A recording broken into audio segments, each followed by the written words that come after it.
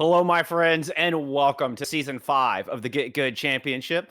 My name is Bull Skunk alongside Got Moxie, and we are here with the final day of Group Stage. A little bit later on, we're going to head down to the Rookie Division, but we're starting here in the Intermediate Division with Faster Than Mal taking on Bonzai Wild. A familiar face on the side of Fass and Miau as well. These guys, they played in season 4.5 and they actually took third spot, Bullskunk. On the other side, Bonsai, well, never heard of them, never seen them play myself. Looking forward to seeing how these guys clash. Yeah, we'll see how the tried and tested Faster Than Mal do. Both teams coming in 5-4. The less experienced Bonsai Wild looking for a spot in that postseason with a win here today. Know that everybody right here in this last day of play, I mean, things are getting down to the wire. Everybody's going to be feeling the pressure.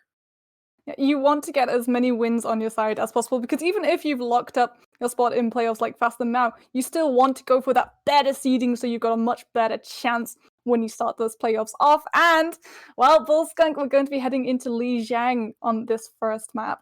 I think that it's going to depend on which map we get to see come up first because the meta has changed ever since that last patch dropped. It absolutely has. We have officially entered the Genji meta, which, well, I'm a big fan of. To be perfectly honest, it's been a lot of fun to see how teams utilize our favorite cyber ninja. You And say favorite. I absolutely detest playing against Genjis. I'm an anime Volsgang, so when you hear the blades, it's that pressure that you've got to hit that sleep dart. And I'm no Kariv, okay? Sometimes I manage to hit him, and immediately afterwards I press F9 to make sure to highlight it. hey, but that's the best feeling ever when you actually land that sleep dart onto a nanoed Genji in particular. But I think that brings up an interesting point in the fact that you don't necessarily have to have the Ana with the Genji in this meta. We were kind of talking about a little bit pre-match, but even a dry blade or just something as simple as a supercharger can aid that ultimate in a big way. I mean, the problem with Nanoblade is Nanoblade, Nano, and really anything. And it's always been a problem. It only goes on to one person. So if you've got the option to get a supercharger instead, that affects the entire team, which means it's not just one person running up on steroids.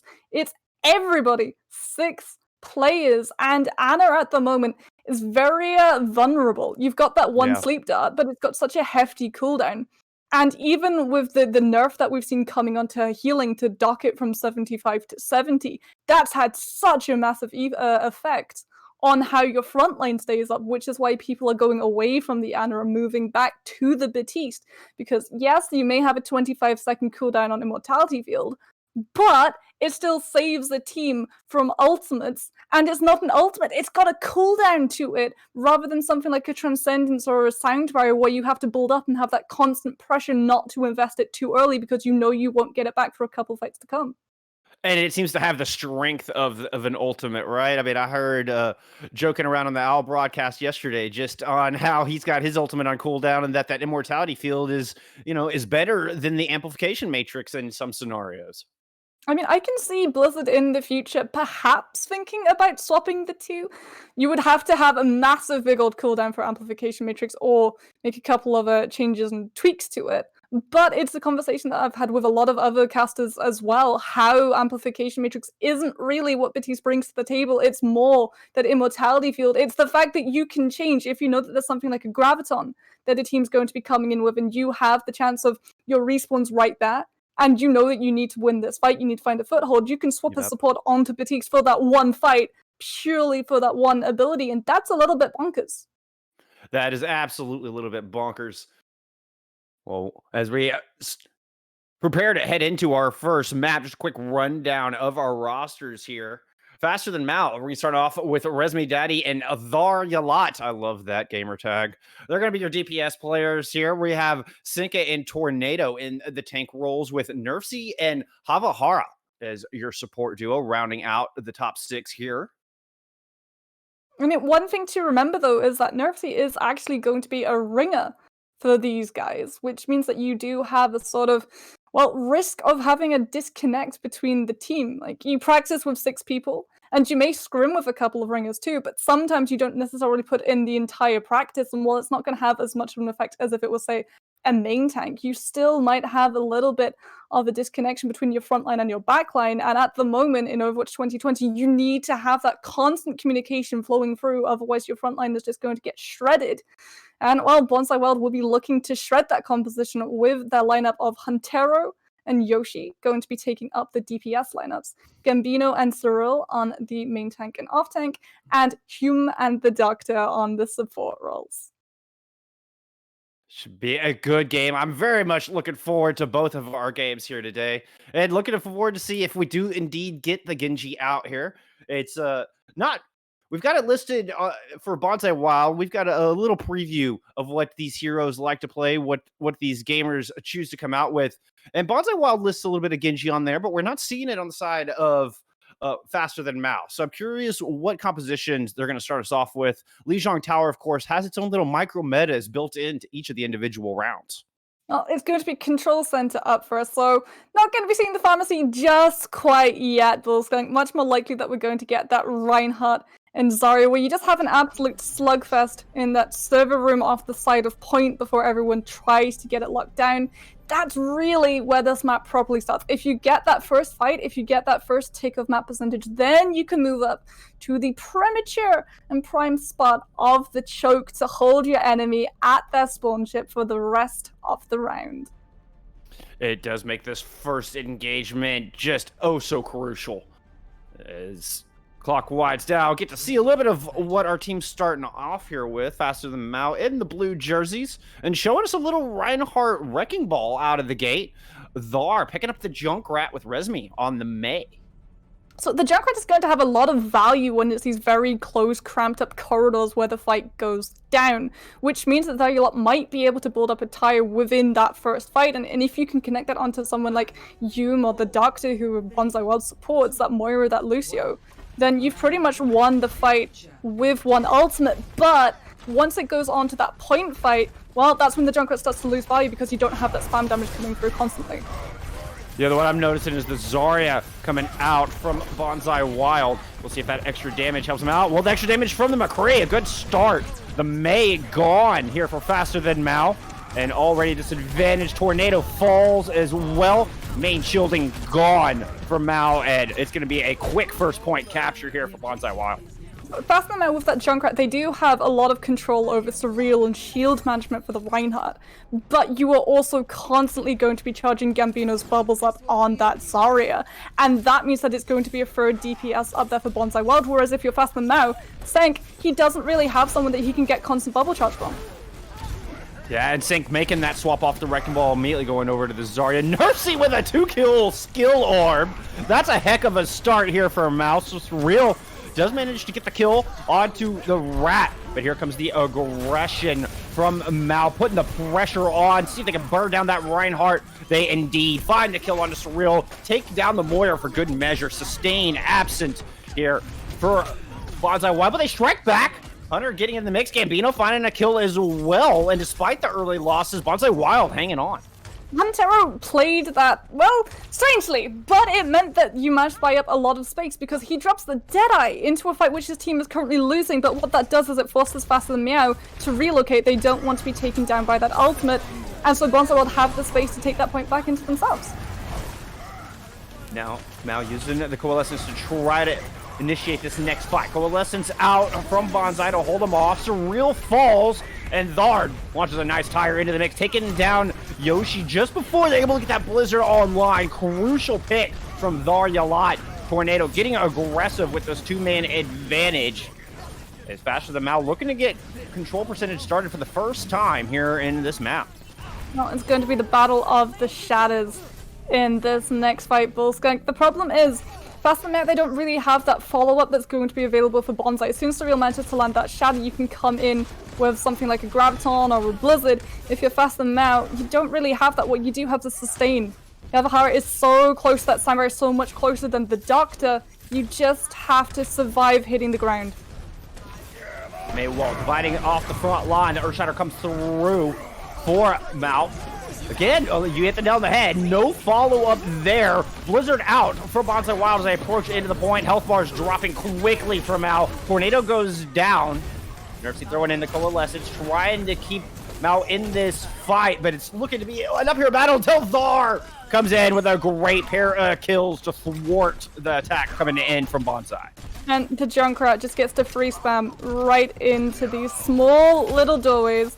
And Bonzai Wild cannot really do anything about it because they're not running the D.Va. They don't have defense matrix. You may be charging up Gambino's bubbles, but you're just as quickly popping them. That's the trade-off when you've got the Zarya Junkrat matchup. We're going to have Graviton Surge and Tire online for Miau as Bonzai looking to come back in through server room. The Tire finds two. Surreal goes down early, and with half their team back in spawn, Bonzai Wild being a quick retreat. And Faster Than Miau can really use Sync's Graviton to put the Doctor in the horrible position no support wants to be in. You can keep a hold of the Graviton, you don't even have to use it because it means Lucio can't put Sign Barrier in. Ooh, Huntero dropping the Deadeye out of spawn, picks up Javiera. Coalescence thrown in from Bonzai as well, looking to push back in. Here comes the Earth Shatter in response, but Tornado goes down, no follow-up there. Thar and Resmi, the DPS, here for Faster Than Miau, looking to get him back into it. The Coalescence invested as well. And indeed, Miau is going to send Bonzai Wild packing once again with just a precious few percentage left to go to cap this round. I don't think, yeah, Bonzai Wild can't even get the touch on through. If there had been another fight, then Bonzai Wild would have had such a good chance at taking it because Faster Than Miau, they invested that Graviton into it. And Bonzai Wild, they were going to be coming up to some crucial ultimates. If you can manage to get that Sign Barrier online, well then that means you've got a lot of sustainability on that point. You can take it out for the really long drawn encounters and you have that Hammond constantly spinning through, able to build up minefields, but it's just not to be. And instead we're going to be heading to our next map, which is Gardens, the pharmacy favorite, and we're already seeing Faster Than Miau locking that one in, and Dialot on this Ashe is going to be setting up such a beautiful crossfire that Bonzai Wild, if you're not able to deal with one of these DPSs, is going to have a very hard time trying to get to point safely. Bonzai Wild going to teleport in, see if they can get the positional advantage, perhaps just avoid the LOS of that Pharah. Yoshi going over to the Echo after making the initial teleport for the rest of their team. And the teams are going to clash over here in the light room. An interesting place for this first fight. Fortify first out early for Miau here. And a big hook thrown in for Bonzai Wild. Huntero picking up first kill, but Gambino goes down. 5v5, still battling in the light room over possession. Who will get this objective locked first? Rez comes through onto Resmi, with Sync coming up with a big pick. Two-man advantage for Miau. And they're going to go ahead and push onto the objective, see if they can get this thing started, but still a little bit of cleanup left to do. Resmi is just not having a fun time at the moment. That's the second time he has been taken out of the sky by Huntero, who's doing his job, but the problem is his attention's away from the front line, which means there's no CC to really shut down Faster Than Miau with this Reinhardt, with this Orisa, who are just kind of moving over Bonzai Wild and taking all of the space. And when you've got an Orisa and a Rotor composition, you need to have space to set up those halt hooks.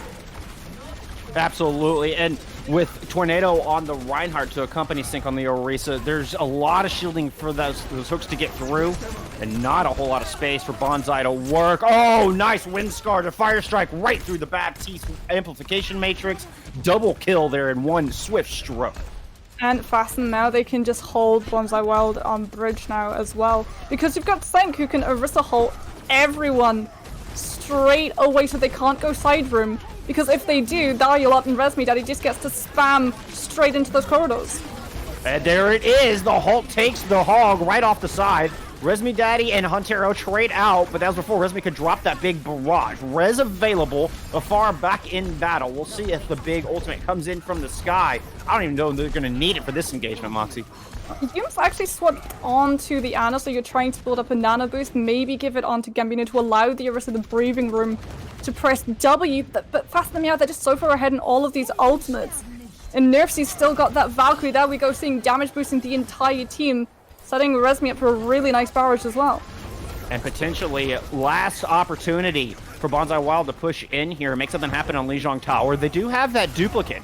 It could be big. It's going to have to be if they want to take this point back. Still have both those DPS to wear on the other side. Here comes the barrage thrown in from Resmi. Doesn't quite find anything. Does pick up the Doctor with a final rocket in the end.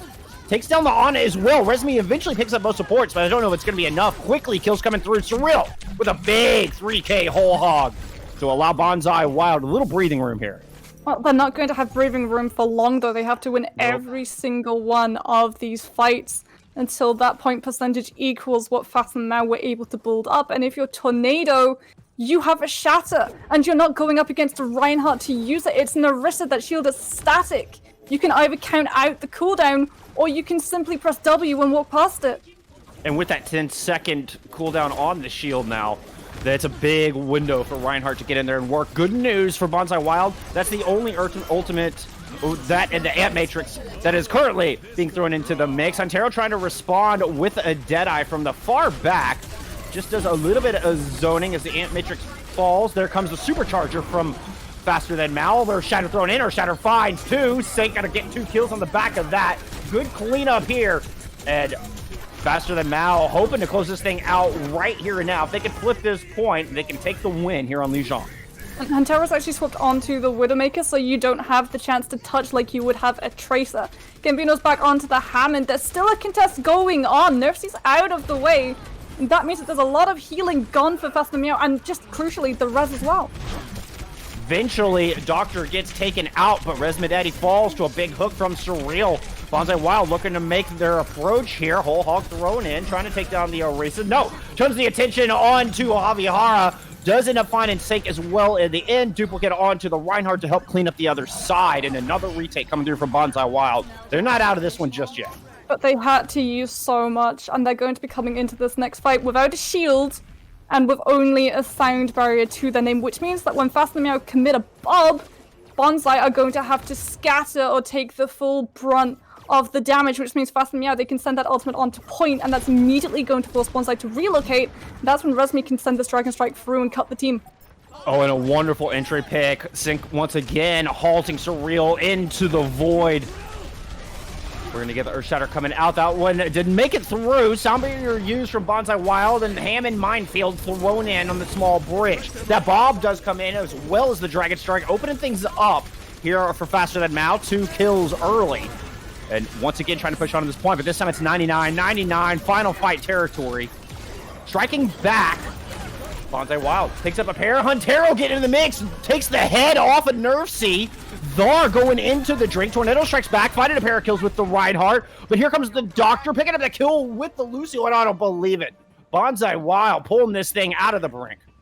Oh my goodness, Bonzai Wild. What a turnaround for that team. Huge. They didn't really need the shield either, because you've got the Hammonds, you've got the Roadhog. That's a lot of not only self-sustain, but just contesting that point for so long. And we saw what happened. The Doctor's able to come in on that Lucio, able to take Sync out of the way. The Superchargers, which should have been the final nail in that team's coffin, didn't really find the value the Orisa was looking for. And we will be seeing the third map of Lijiang, Night Market, and already Fast and Miau fielding Valuelot on this Symmetra. If Bonzai Wild don't opt into this strategy, then Fast and Miau just get to teleport onto that window, onto that ledge, drop down, set up these Symmetra turrets, and get all of this point presence and damage guaranteed for free.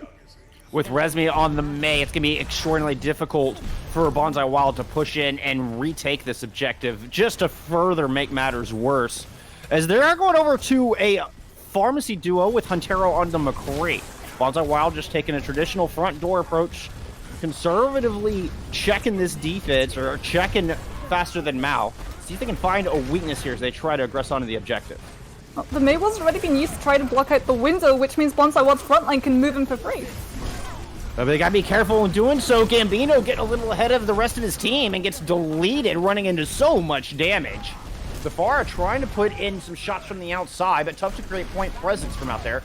Huntero strikes back, does take down Nerfsy, so a portion of the sustain missing here for Faster Than Miau. An opportunity for Bonzai Wild to strike if they can push in. Yoshi already with the barrage online. Surreal coming in with the Earthshatter. Can that be the value that they need? The barrage over the top, that gets one. Coalescence used as well. Gambino picks up the kill on the Tornado, and the res denied as Yoshi falls, but Bonzai Wild should flip the point. The barrage didn't get the kills that the Pharaoh was wanting, but it did buy the space. Not only that, you were able to take the Symmetra turret out of the way, and that was the thing that was really preventing the front line from moving forward. Fast and the Miau invested so much into stopping that one ultimate that when the ultimate finished out, they're suddenly trying to find themselves dealing with the rest of Bonzai Wild's team without any of those crucial abilities off cooldown. They do still have the Symmetra teleporter though, and that means they can blitz them for free.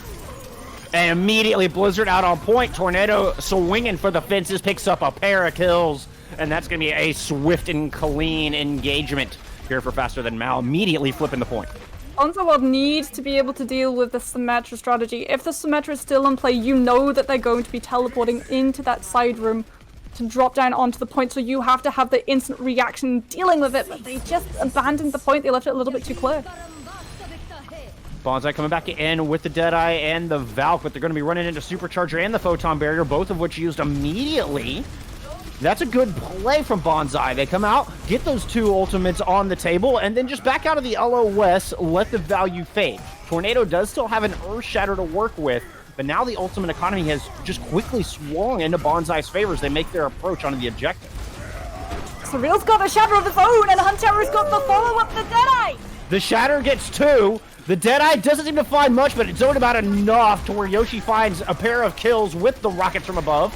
They are trying to strike back, or Dar, should I say. Sync finds a kill as well. Sync eventually falls. Dar coming up with a big 3K in the mix. Surreal does get rezzed up, and we've got a 3v4 on this objective. Surreal taking Dar out, and that's a big play, but Faster Than Mal still in control, approaching 99 in the point as they come in through an Earth Shatter down. The Shatter finds both supports. The swing and comes down. Doctor back in spawn. Barrage thrown in from Bonzai Wild, but it gets immediately shut down with the overtime wick starting to burn. Ooh, Bonzai Wild making their approach back in, finding a pair of kills to try to get this thing flipped, but now they're running into the sound barrier from Havahara. And the Symmetra's still alive, still going to be fully charged. You need to deal with that one, but they're just not able to, Bullskunk. Amazing sustain there from Miau. The sound barrier perfectly used, gave time for the Wrecking Ball and the rest of the reinforcements to get back in the battle. Now it's a 2v6 on the point, favoring Miau here as they're sitting at 99%. Just got to close this thing out. Blizzard throwing out to do just that. Oh, and the heel turn is that Shatter. Because Bonzai World, they weren't expecting it. I don't think Bonzai's Reinhardt thought that Tornado would have that Shatter online because he slept to the side. He went to the right side of the Reinhardt, exposing the supports behind him, leaving them without that shield cushion. And so as Surreal steps away, Tornado just brings the hammer down and goes for the support. He completely ignores the other Reinhardt swinging into his side, and he gets the Mercy out of the way, and that means no res, no damage boost, no mobility.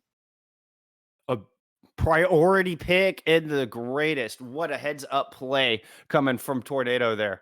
Good Reinhardt play to help seal that deal. I mean, it's always very nice to see good Reinhardt play, and we don't really get to see a lot of Reinhardt at the moment either because the meta So sort of true. shifted back onto that dive of Winston and Diva, or even sometimes Hammond. And if it's double shielding, people tend to opt into that Orisa Sigma if you're going for a defense because you'll have a little bit more mobility with that shield, and you can deal with threats like Pharmacy by simply moving the shield and putting it right up into that DPS's face. So it's lovely to see Reinhardt get the reward that he's due. It's hard to play Reinhardt, and Reinhardt play should be applauded for sticking with the guy. All right, we're just going to take a very quick break. We will be right back with our escort map in just a few moments. Don't go anywhere. Oh, welcome back to the final day of group stage here in Season 5 of the GitGud Championship. My name's Bull Skunk alongside Got Moxie. We have Faster Than Mal taking on Bonzai Wild with a 1-0 lead as we head into our second map. It's looking pretty close between these teams, though. That was one of the closer maps of Lijiang Gardens, at least, that I've ever got to witness. I don't know about you, Bull, but the rest of the maps, though, Night Market, not looking as close. A couple of misreads coming out from some teams, and the failure to deal with Symmetra was a big reason why Bonzai Wild were very far behind in that point percentage. And we saw some excellent individual play. Huntero, I mean, with a clutch snipe onto the Mercy there in on Gardens to help close that out. I mean, some wonderful individual performance, but did not really counter the composition. Weren't prepared for the heroes that were being thrown against them. Yeah, so I think we got to see that a lot actually from both sides. Sometimes you expect something else to be coming out, but you do have to sort of prepare for these things when they come up because night market, everyone normally tends to run that Symmetra strategy where you just teleport onto that window and then drop down. And so you have to be prepared to cut it off. Or if you manage to see them off the point, don't abandon it because if they're still running the Symmetra, they can still do the exact same thing. And if you're all away from point, no one can stop the sim. No one can contest the point, and then the turrets come out, and you're left with the exact same issue that you had the first time around. You can't move in through the front door without being chipped away by those turrets. And getting through the May walls just added more complications. It seemed to add more wrenches into Bonzai Wild's plans.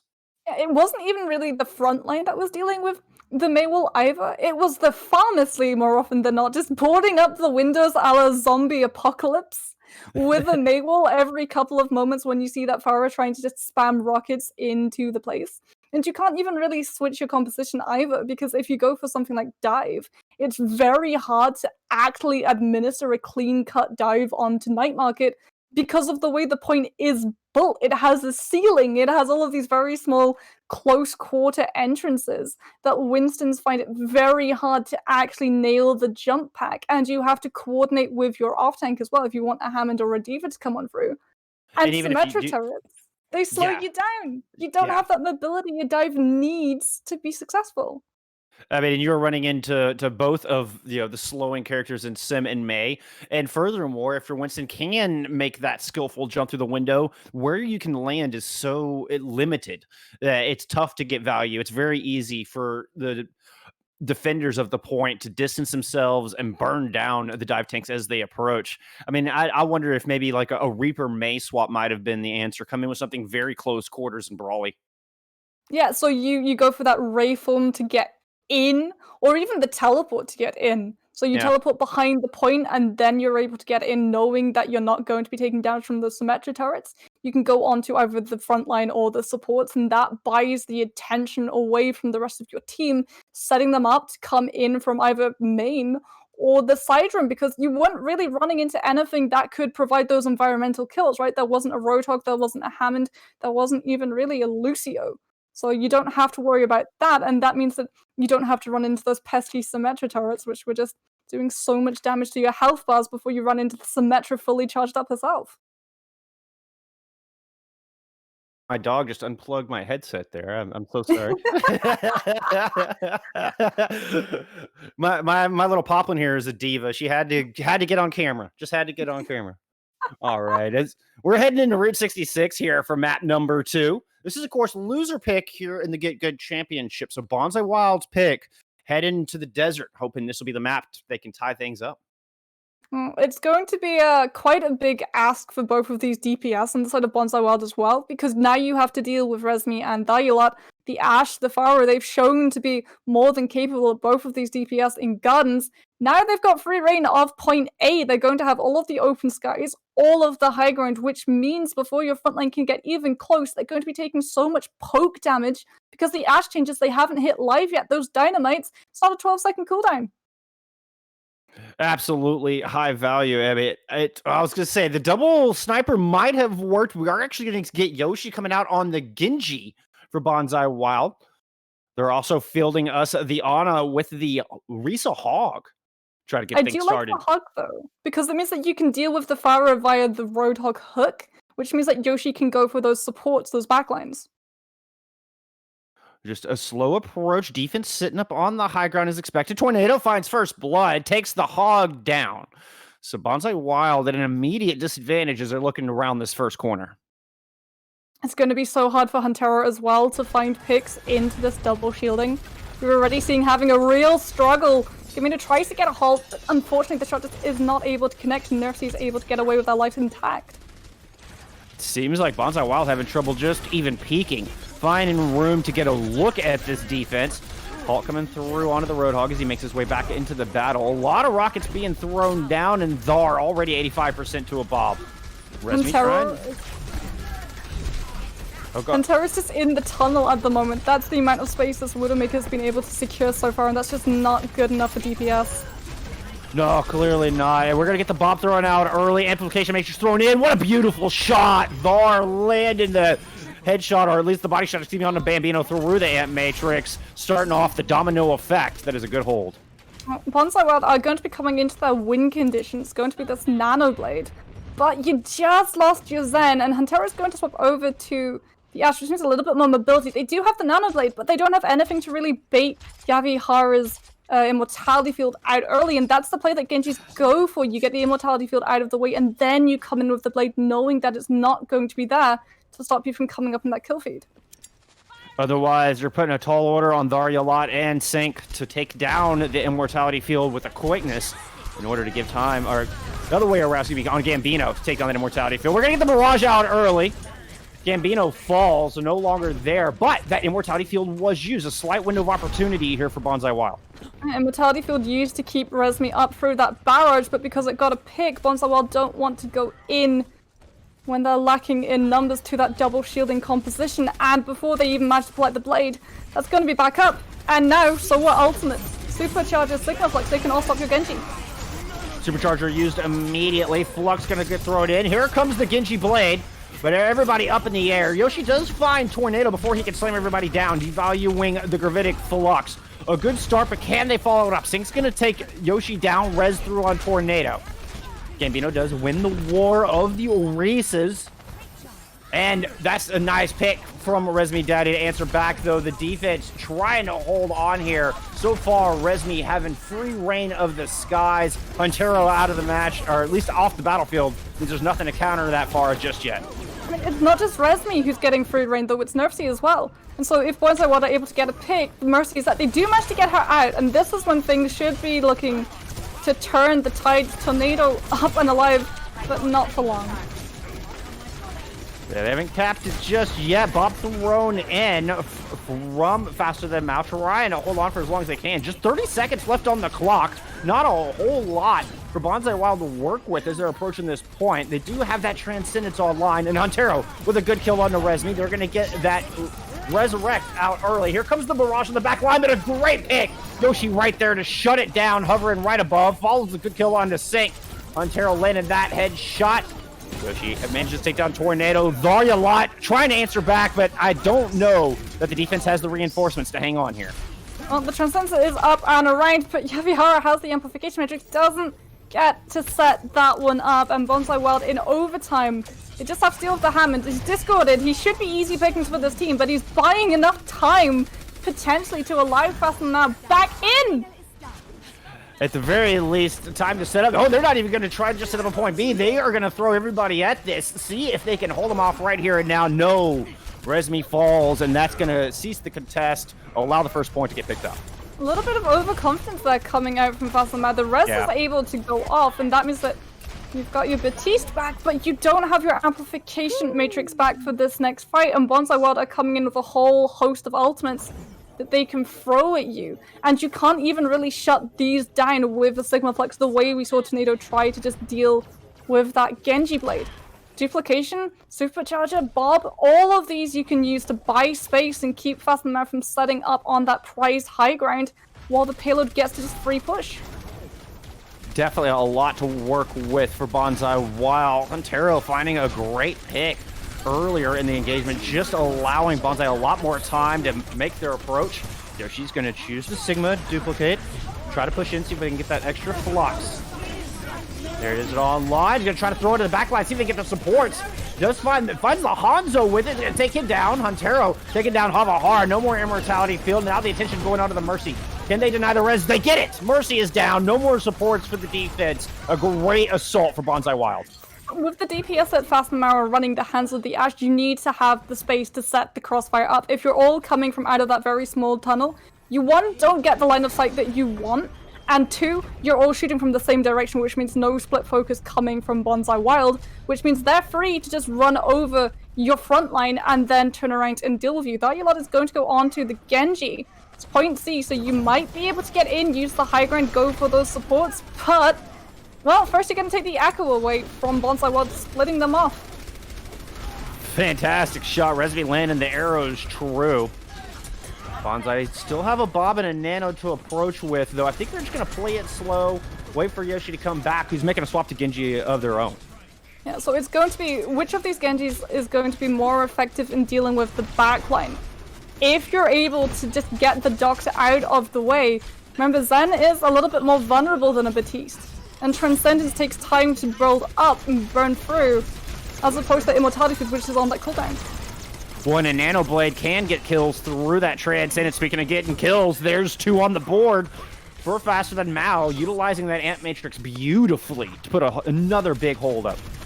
They're just burning time at the moment. Bonzai, well, they've been holding on to this Nano for so long. Likewise, they've been holding on to this Bob, but they just don't feel comfortable because you could get shut down immediately by the Sleep Dart from Nerfsy, so they want to put the Ana under pressure, force that one out before they come with ultimates. But I'm afraid that they're holding on to him for a bit too long. Transcendence coming out to defend it against the Dragons that Resme Daddy just laid down. Varya Lot falls early. Surreal getting into the mix. Nano finally used onto that Reinhardt. Earth Shatter ready to go. He's going to throw it down. That finds 3. Huge Shatter. Where's the follow-up there? Tornado goes down. Hume trying to get into the mix, but the ante not quite there. Good kiting from Faster Than Miau.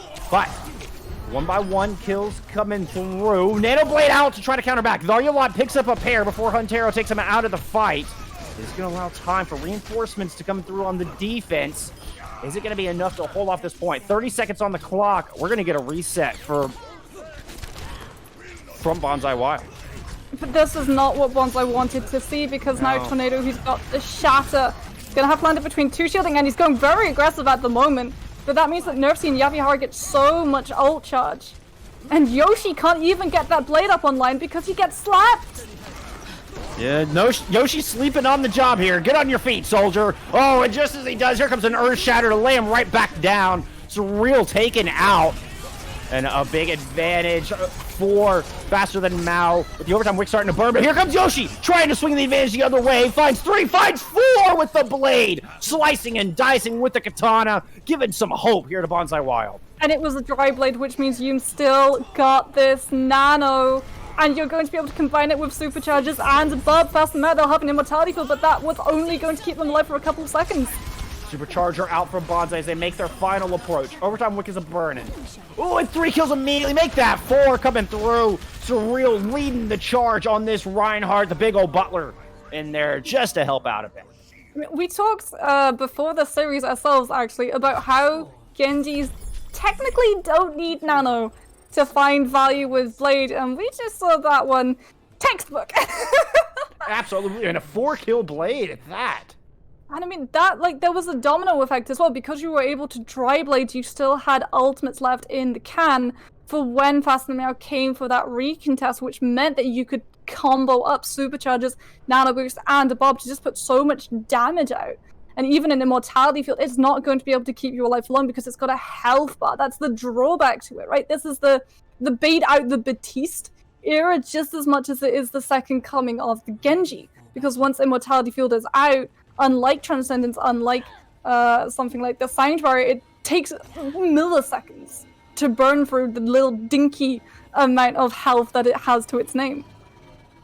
Yeah, that's why a great Baptiste is one of the things that separates a good Baptiste from the best Baptiste, and that's that placement of the Immortality Field, trying to get it out of the LOS. But sometimes your hands are tied. You just got to throw it where it'll protect your teammates.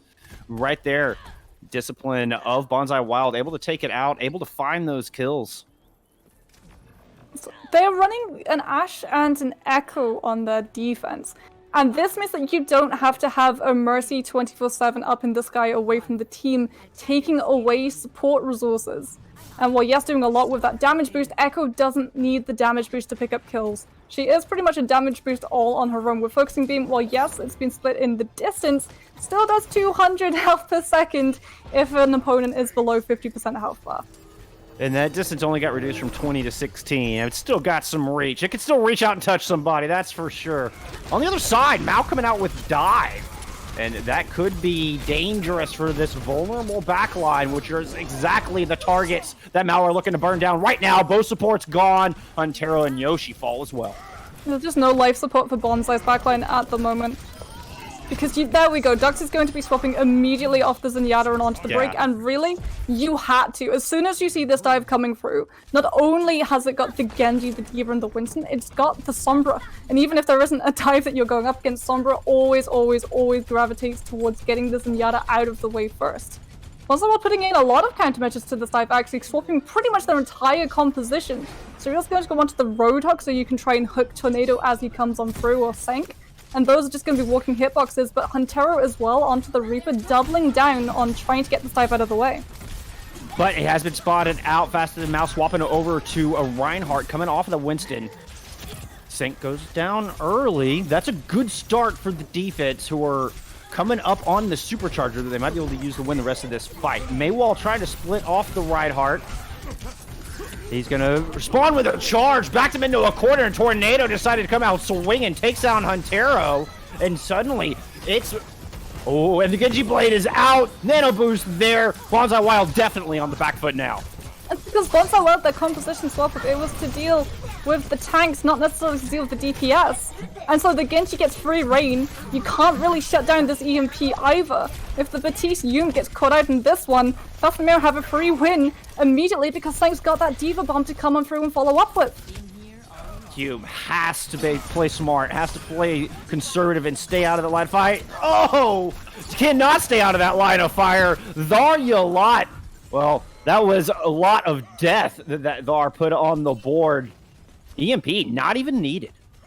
Yeah, but Bonzai Wild, they've managed to get a couple of heavy ultimates online, especially this Blizzard. But Yoshi gets hacked! Oh, does not get the... Oh, the Blizzard did hit the field. Okay, at least it got out. I don't even know if the value's going to be there, though, because now the EMP comes through from the other side. That's going to find 3. Hume not there to throw out that immortality field, or at least it got destroyed very quickly. Gambino falls, main tank down for the defense. There goes the Hog, there goes the Bap, and that's going to be 2 points on the board here for Faster Than Miau. So Hume did manage to get that immortality field onto the ground, but it just got absolutely shredded. It was so fast I didn't even see it, Moxie. It was there for a split second. Right on the payload. That was how much pressure that Batiste was under. He couldn't even try and block the line of sight behind one of those rocks. And he chucks it in just as the EMP comes down, just as he's coming out of tunnel so he doesn't get caught out by it. But Resmi still going to be sticking with the Sombra. Going to be a real pain for Yoshi to deal with on this Genji, but not looking to deal with the DPS, looking to try and get Hume out of the way before Amplification Matrix can drop. And even a hack onto Hume would mean free reign for the Genji Blade. Lot is pulling out of the sheath as we speak. Here he goes to slice the dice. No, he gets stunned. Huntero on the McCree. Hits the great flashbang. Whole hog from Surreal, able to pick off Nerfsy. Defense holding on here in point C. So Resmi went for the hack onto the support, but it's not on Hume. It's on the Brigitte, and while that denies the shield bash, it doesn't deny both Immortality Field and Amplification Matrix. Those were the 2 things that you needed to get out of your way, because Amplification Matrix, you took so much damage.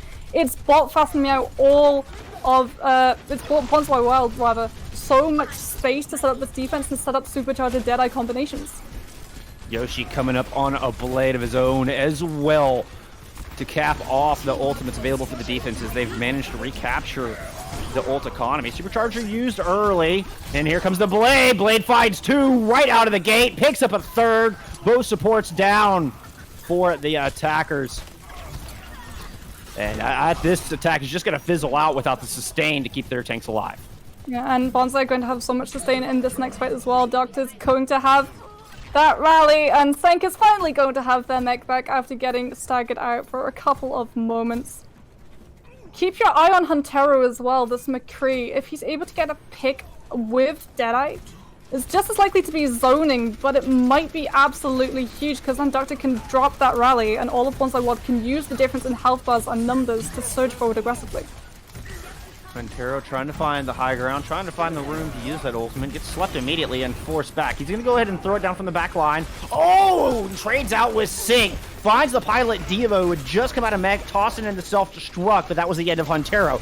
Doctor falls to Resmi Daddy's Icicle, and now a Miau trying to split off Bonzai Wild's front line from their back. Gambino does indeed fall. Slowly but surely, Faster Than Miau making their way to the objective. Big ante onto Yoshi, but that blade online. Will he find the room to use it? He's going to dive into the back. Here comes the Genji Blade, looking for the Ana. does get the honor. Huntero coming back on the Baptiste, finds a pair of kills as well. The Blade will take down Sync in the end. Good hold, but still plenty of time on the clock here for Faster Than Miau. Okay, Blade was beautiful, but Huntero's swap onto the Bastion was big brain. Big brain. Because this is what you do, right? If it's that fight and you know that they're not going to be paying attention to the sideline, you put something like a Bastion or a Widowmaker, we see it so often on King's Row, on point C, onto the side of your spawn doors, and you get so much damage for free when they're not even looking at you, and now you get to stick with it and just pump Faster Than Miau's health bars through the roof when it comes to your ult charge. Speaking of through the roof, Gambino coming up on a supercharger, hopefully to send the defense damage through the roof. But they got to watch out for this Earth Shatter from Tornado, who's getting very aggressive. Blizzard thrown in from Resmi as well. Baptiste, or Sebastian caught in that, but the Immortality Field there. Huntero gets set up and takes down Tornado. What a fantastic win. What an important kill for the defense. Follows it up with the kill onto Resmi. Javier dropping as well. Huntero investing the tank configuration to help clean up the back end. It's going to be so hard to deal with this Bastion because you don't have that Sombra. Resmi's onto the main. You can try and put the wall up in front of him, but that's only going to buy you seconds. Just as Tornado Shield and Sinks combined are only going to buy you seconds. You've got a Deadeye, you've got a Shadow. That's the setup, that's the follow through. But Bonzai are going to be so hard to reach. And with Bastion's back up against the wall, it's difficult to surround him. It's difficult to counterplay. He can just back into a corner. Here comes the Deadeye. Earth Shatter start things off. Earth Shatter had gotten 3. 2 kills to follow that up.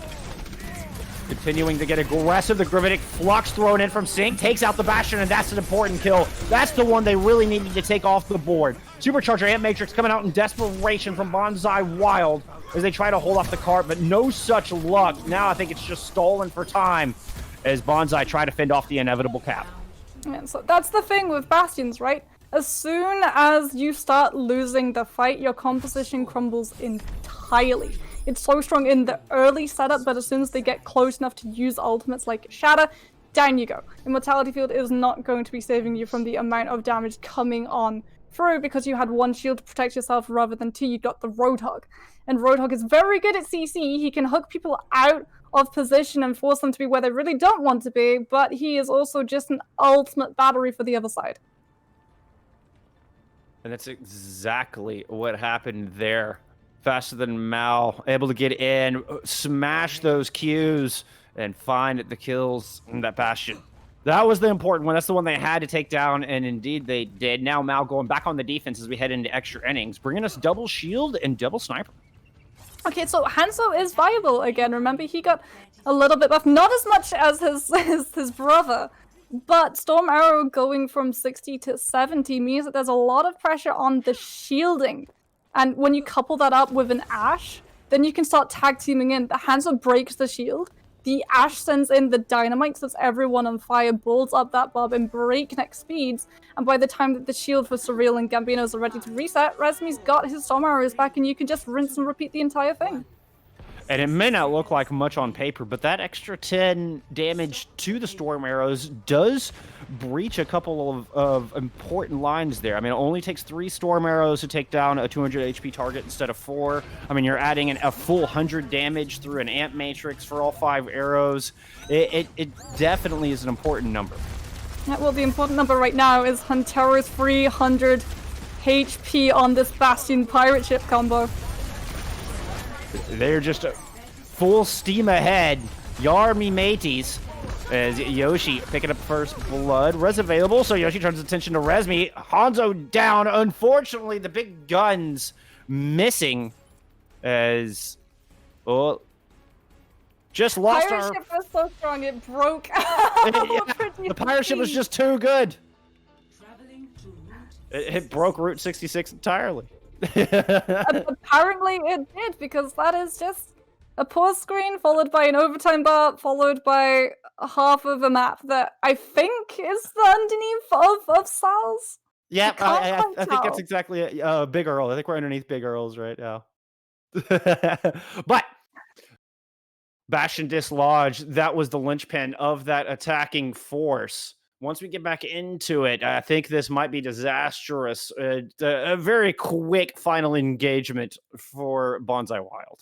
Yeah, so once the Bastion gets dislodged off the pirate ship, that's when pirate ship really struggles because it's very hard to deal with at the beginning. When you don't know that it's Yep. a pirate ship, when you don't know that there's a Farah going to be up on that crossfire, as soon as you deal with the Farah, then you can turn your attention to the Bastion.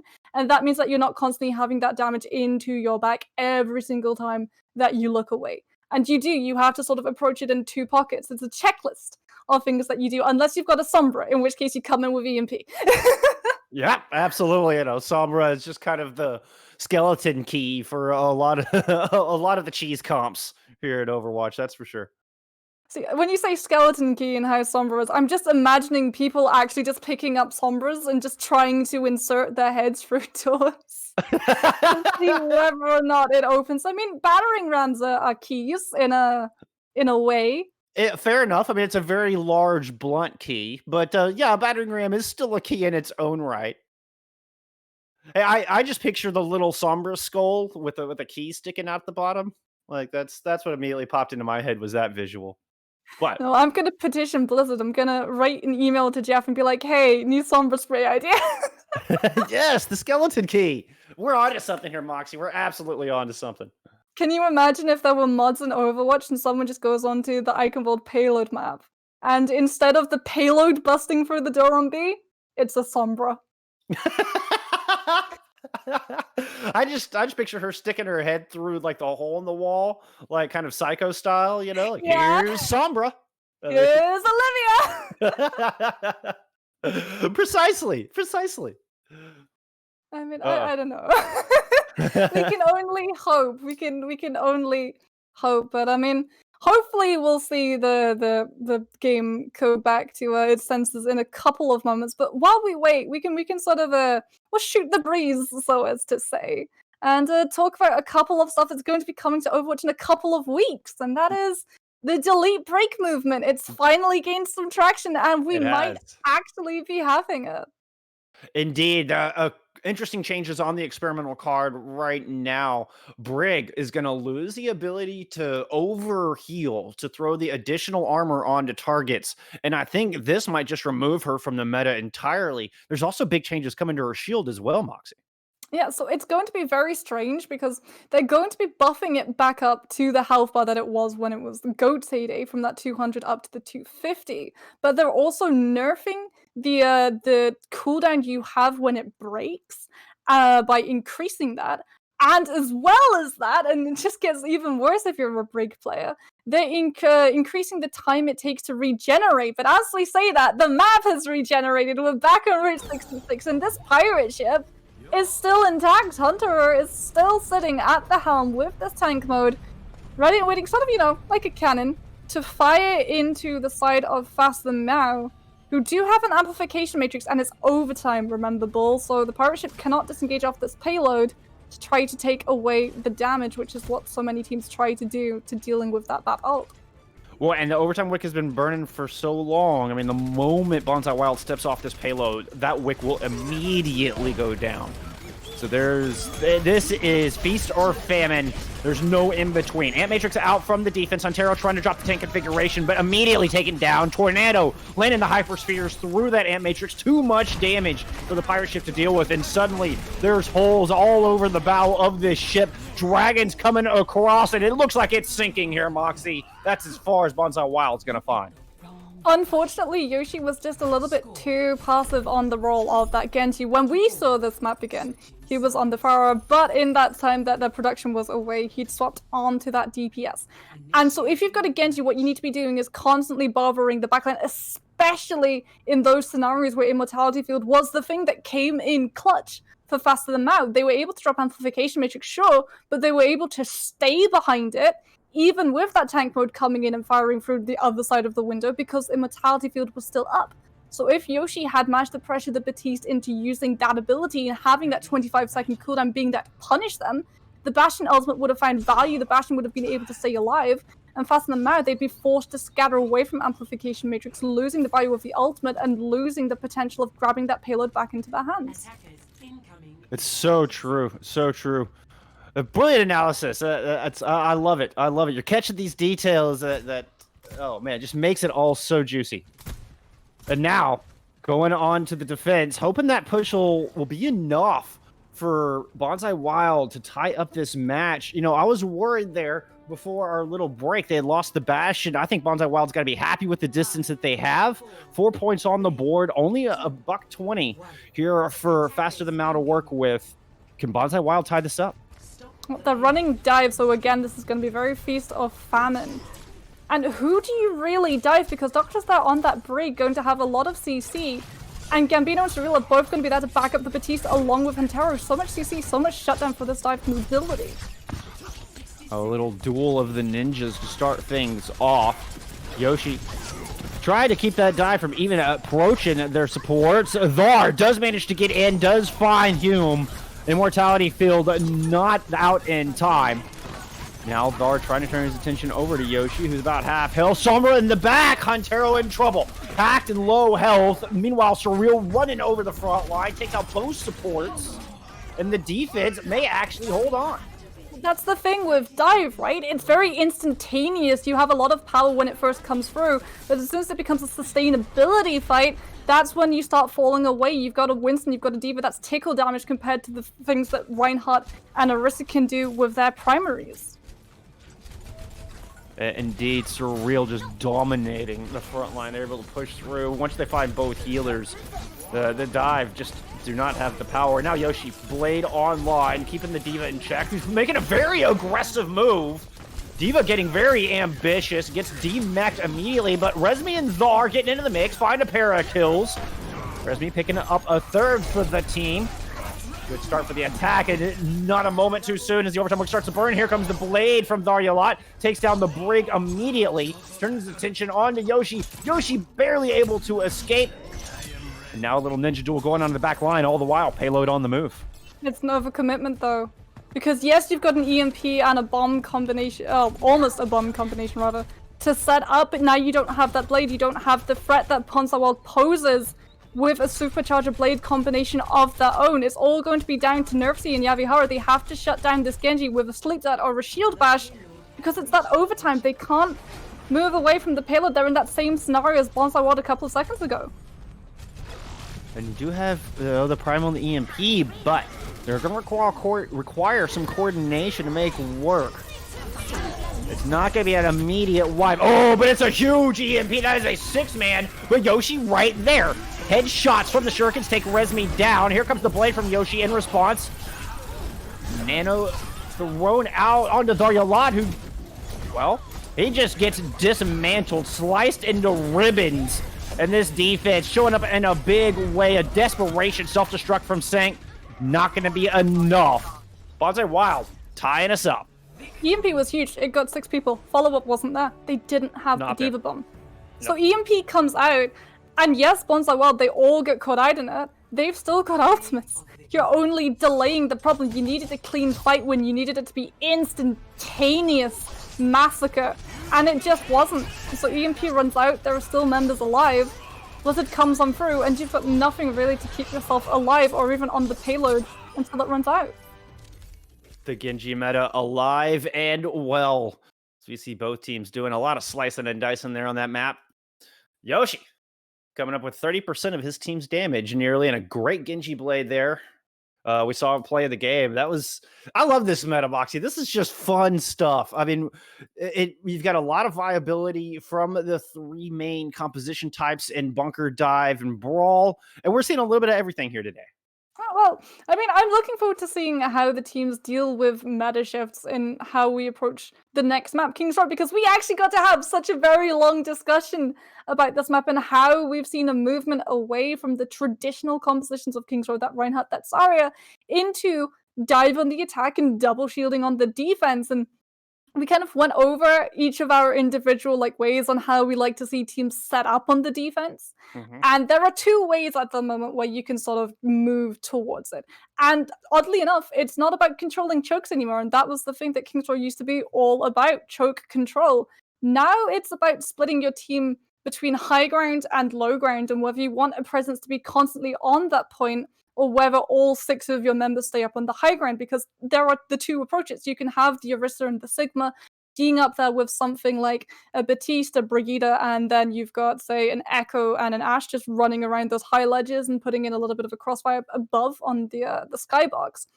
Or you can have an Orisa and a support on the low ground of the point, defending it, meaning that your high ground defense doesn't have to drop down to contest the ticks, while you have an Sigma and an Ashe sitting up on the high ground corner, just spamming damage in. And I sort of talked about how I've got a little bit of a pet peeve when I see teams go for that play without an Ashe, without having that spam damage coming on through, because it means that you're splitting your team voluntarily. It means that you're going to be so vulnerable when two members try to hold off a full team. Especially on the low ground. You're particularly vulnerable to the blitzkrieg attack through hotel if your Orisa and the supports are sitting down low, and it requires that the team that's on the high ground, they have to get those picks. And even if you do a full high ground defense, you got to get the picks before the attackers can close that distance. If all 6 of the attackers can close that distance and get onto the point, it becomes difficult, and your rotations have to be spot on to fend it off.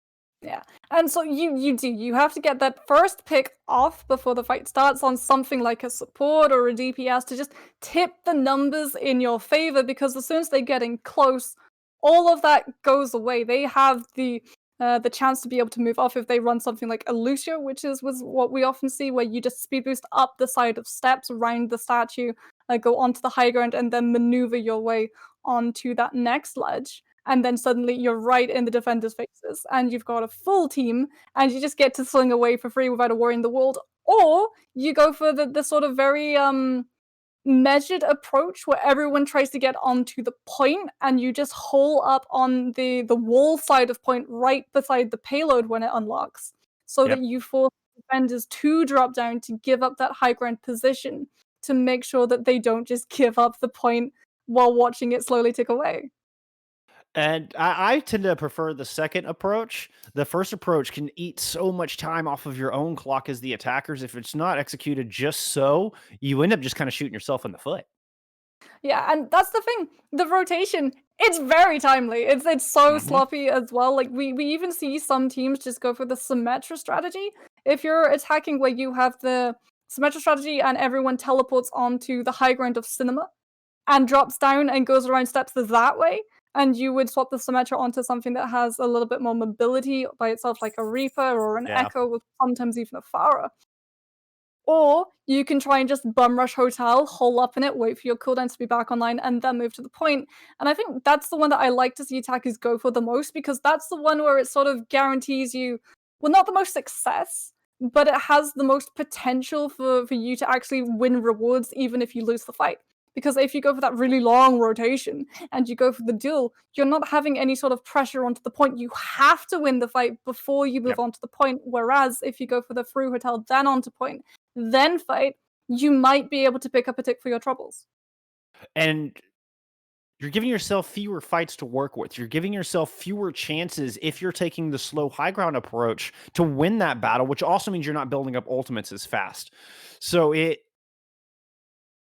you have to win those fights. You have to have a lot of confidence to do the slow rotation play. I mean, I like even worse in the slow rotation play, you're not building up ultimates, your exactly, opponents are. Because they get to exactly. just poke away at your composition every single time you show your faces. And then Ash builds up an ultimate within the snap of a fingers.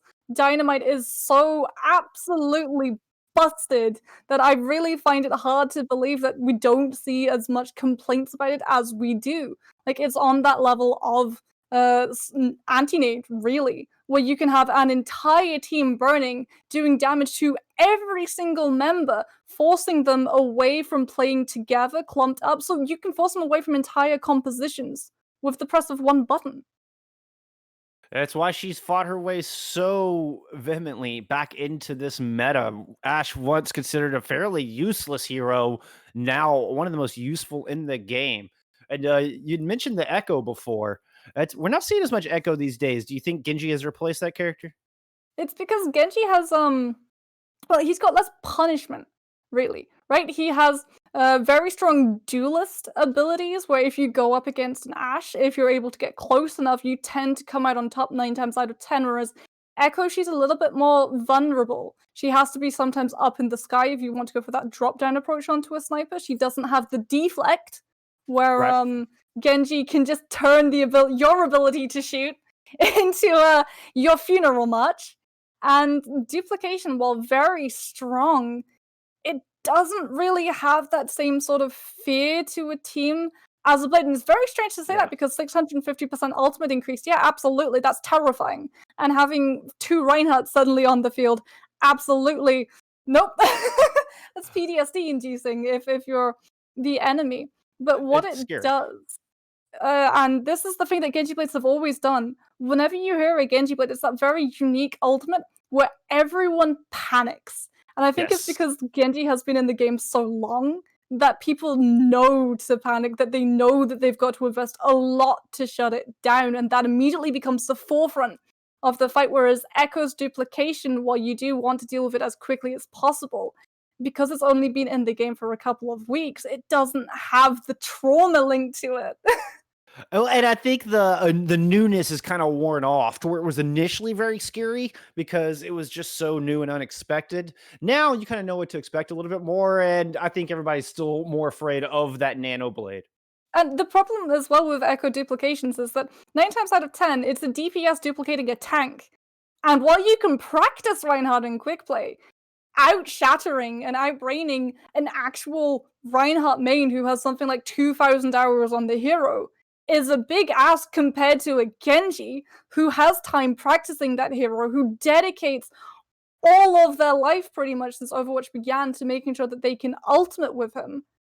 I can tell you They're from going to firsthand. have a much better chance at cleaning up kills. Absolutely, and I can tell you from firsthand experience as a Reinhardt player, you live to block those shatters. Like it is so ingrained. You are so trained for that. Well, it looks like we had a little bit of issue loading our next map. We're gonna take a quick break, but y'all don't go anywhere. We're gonna be right back here on King's Row. We're gonna see some more awesome Genji action in just a few moments. Oh, welcome back, my friends, to Season 5 of the Get Good Championship. Bull Skunk alongside Got Moxie here. We had a slight disconnect. Sorry for the pause, but it looks like we're about ready to head into King's Row for our third map. This is faster than Miau's pick. Hoping Jolly Old England will be the one to give them the lead. I mean, you say jolly old England, but I mean, is Britain really a jolly place climate-wise? Like, there's no sunlight. It's just cloudy and grey and rain, and I can say that because I'm British. Yeah, yes, I'll allow you to say that. I'm in Texas. I'm not about to. I'm not about to insult England. I'll get lynched. I mean, we're not really jolly at the moment either because we're unhappy when it's raining, and we're equally as unhappy when we've got a heat wave because none of us can deal with the heat. If it's anything above 2 degrees, no, Brit just passes out from heat exhaustion. Oh, I imagine the humidity would just be through the roof as well. And we're not prepared for it either, you know, like you Americans, you're used to it being like stupidly high temperatures. So you've got things like fans and air conditioning. We've got blankets and hot water bottles. I'm in Texas, so yeah, we've got to have air conditioning. You know, we hit the triple digits, or I guess the 40s, as you would know it, the high 30s. I mean, I think the hottest temperature I've ever experienced, I was on holiday, and oddly enough, it was also during a heat wave. 42 degrees in the middle of winter. It was great. That is sweltering. Speaking of heating up, this match is tied up, and yeah, King's Row will be the difference maker. Set these two teams apart. We'll see who can take the lead. Are these teams prepared for this heat? That's the real question, Moxie. I mean, the real question for me is, are Bonzai going to run Bastion again? Ah, valid. Do we get the old Bonzai Bastion hat onto the Mondata statue? That's always a personal favorite.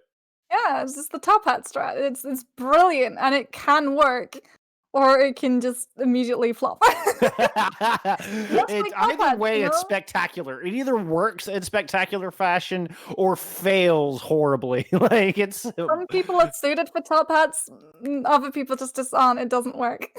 it's a little too dapper for some. They just can't quite handle it. Yeah, I mean, maybe who knows? Maybe we'll get a mod come through on April Fool's Day. They had the googly eyes last time. Just put a little monocle on Yeah, Monocles for everyone. I like that, actually. Top hats and monocles for Top hats everyone. and monocles. Mm. For everyone, and they have to like still have the armor as well, so like over the Reinhardt helmet.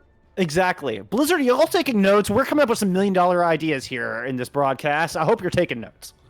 I mean, last time we were here on King's Rebels Clinic, that was goodness, about 3 weeks ago, we were talking about Torbjorn and Nacho Cheese's first monocle. It's true. We were, weren't we? And it's funny that we talk about Torbjorn because, hey look! Look who's on the Bobby's field. Torbjorn. Everybody's second favorite hammer wielder. I mean, from a lot of people that I've talked to, actually, everyone's first favorite. I'm a Reinhardt player, so maybe I'm just speaking from personal experience. But you know how chat always lights up whenever we see a hammer kill It's so coming on true. through. It's so true. They're gonna have an Ashe on the defense to accompany our short-bearded friend. On the other side, double sniper, Ryan Zarya. Strangely enough, it's a defense with double shielding, but they're not up on the high ground, which means that you don't have a lot of control over how this map plays out. Bonzai can just go for that hotel or long rotation depending which they favor. And Fastenham, I don't really get the poke damage you get in with that high ground advantage. No, just sticking to a more traditional defense right up here on statue. Sync does find first blood, taking Huntero out early without the echo. It's going to be a quick reset here from Bonzai Wild as they wait for their 6th man to return. Bonzai have a real task ahead of them, Yoshi in particular.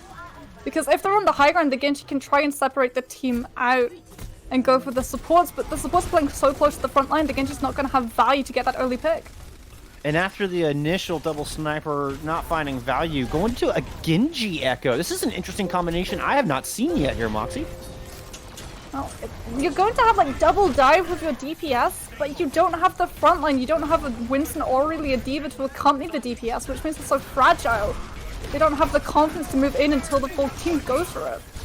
And Surreal trying to push in, takes a lot of damage. Nano Boost used to heal him back up, get him into the fight. Yoshi dives in, finds a kill. Huntero comes up with one as well. Oh, a beautiful deflect from Yoshi to finish off Tornado and finish off Point A. So the Genji Echo lineup, I feel like we're going to see it a lot more often with this buff coming in. Because Echo thrives when targets are under 50% health. And Genji is so good right now at getting them below that cutoff. So he can just finish because the Echo really sets up. And now for Fast and Miau, you do have an amplification matrix. You want to drop it now to try and buy yourself that choke defense. It's exactly what Faster Than Miau does. 2 kills coming through immediately. The turret even taking advantage of that ant matrix. A late Molten Core, though, I'm not sure was necessary, though it does take down Surreal and solidify this defense. You want to just try and find value with the Torbjorn while he works on point A, but as soon as it goes into straight space, he loses a lot of his value. So you do want to be seeing value lot swapping onto something that can perhaps shut down this blade. But he hasn't gone back to the spawn room, and, well, Fast and Miau aren't really holding up the choke either. Supercharge is going to do a lot, sure, but it's not going to really buy you that space at choke. Yeah, once again, a very conservative defense here from Miau. Supercharger not finding much value. Bonzai Wild able to just back out of that LOS. Still Gravitic Flux, Bob, and Transcendence available for the defense. We're going to have Blade on the other side. A Sound Barrier available for Bonzai Wild as they're trying to push through this choke. Early Sleep Dart in an aggressive posture there from Zarya Lot, able to take down Surreal. Bob was invested, and it helped the defense push forward as they're getting aggressive on the back of that early pick. Bonzai Wild, though, they've come into what they needed to win at this next fight. Graviton and Blade. So with your Fast and Miau, it all comes down to Transcendence and Immortality Field. Both have to be used, but both have to find value. Graviton Surge to start things off for Bonzai Wild. Huntero floating above the pack, duplicate at the ready. Gambino finds first kill. Transcendence out, but it may be a little late. Yoshi hasn't even popped Blade yet. Now Bonzai Wild free. Just throw the rest of their ultimates into this as they so choose. Nothing really to stop it. Here comes the Blade. There goes the Nano. Slice and Dice Earthshatter throw it into the mix just to help lay everybody flat. Easy pickings for Yoshi on the Genji. Yeah, that Transcendence was far too early, unfortunately, for Fast and Miau, and they feel the ramifications as soon as that Blade gets popped out. They do still have a Sigma Flux and a Bob. And well, Yavi Hart actually swapped onto the Lucio to give the team just a little bit of initial speed, which to get out of those spawn doors fast enough to try to get this contest going through, but Huntero's just sitting on this duplication, and Doctor's got the silent bar that really Fast Man needs. Bob thrown right past the objective, all the way behind Bonzai Wild. Duplicate Yud onto the Orisa, but that didn't last long at all. Sound Barrier thrown in as well. So far, multiple ultimates, no kills here for Bonzai Wild on the attacking team. In fact, Gambino goes down, does manage to take out Daryalat in the process. Huntero falls as well, though, and this attack fizzling out. Bonzai Wild are just waiting for Gambino to get this Graviton up and online, so it's going to fall down to that play once again. Fade Immortality Field out of this Batiste, and then you can probably come in, but they don't have anything really to bait it out. They don't have a Blade Hunter who's just swapped onto the Ash, so no Bob at the moment. Surreal doesn't even have a Shatter, which means you've got to be waiting, and when you've got 1 minute 37 seconds left in your bank, waiting is not what you want to be doing. Certainly not. It's going to take a fantastic play in the mid-fight to bait out that Immortality Field. Rez takes down Huntero, and that's probably the one character who could have put down enough damage to get it out of there. Suddenly, Huntero back in spawn. Bonzai Wild at a one-man disadvantage, continuing to slowly push forward, but I think they're going to hold up at book score. Well, Sank actually did use that supercharges. So if you're Bonzai Wild, you know that you're not going to be disengaging out of this fight early to try to deal with that one, and Yu does have a nano boost, so while Huntero is going to be the one who charges up the most threat, nano boosted Reinhardt's still terrifying.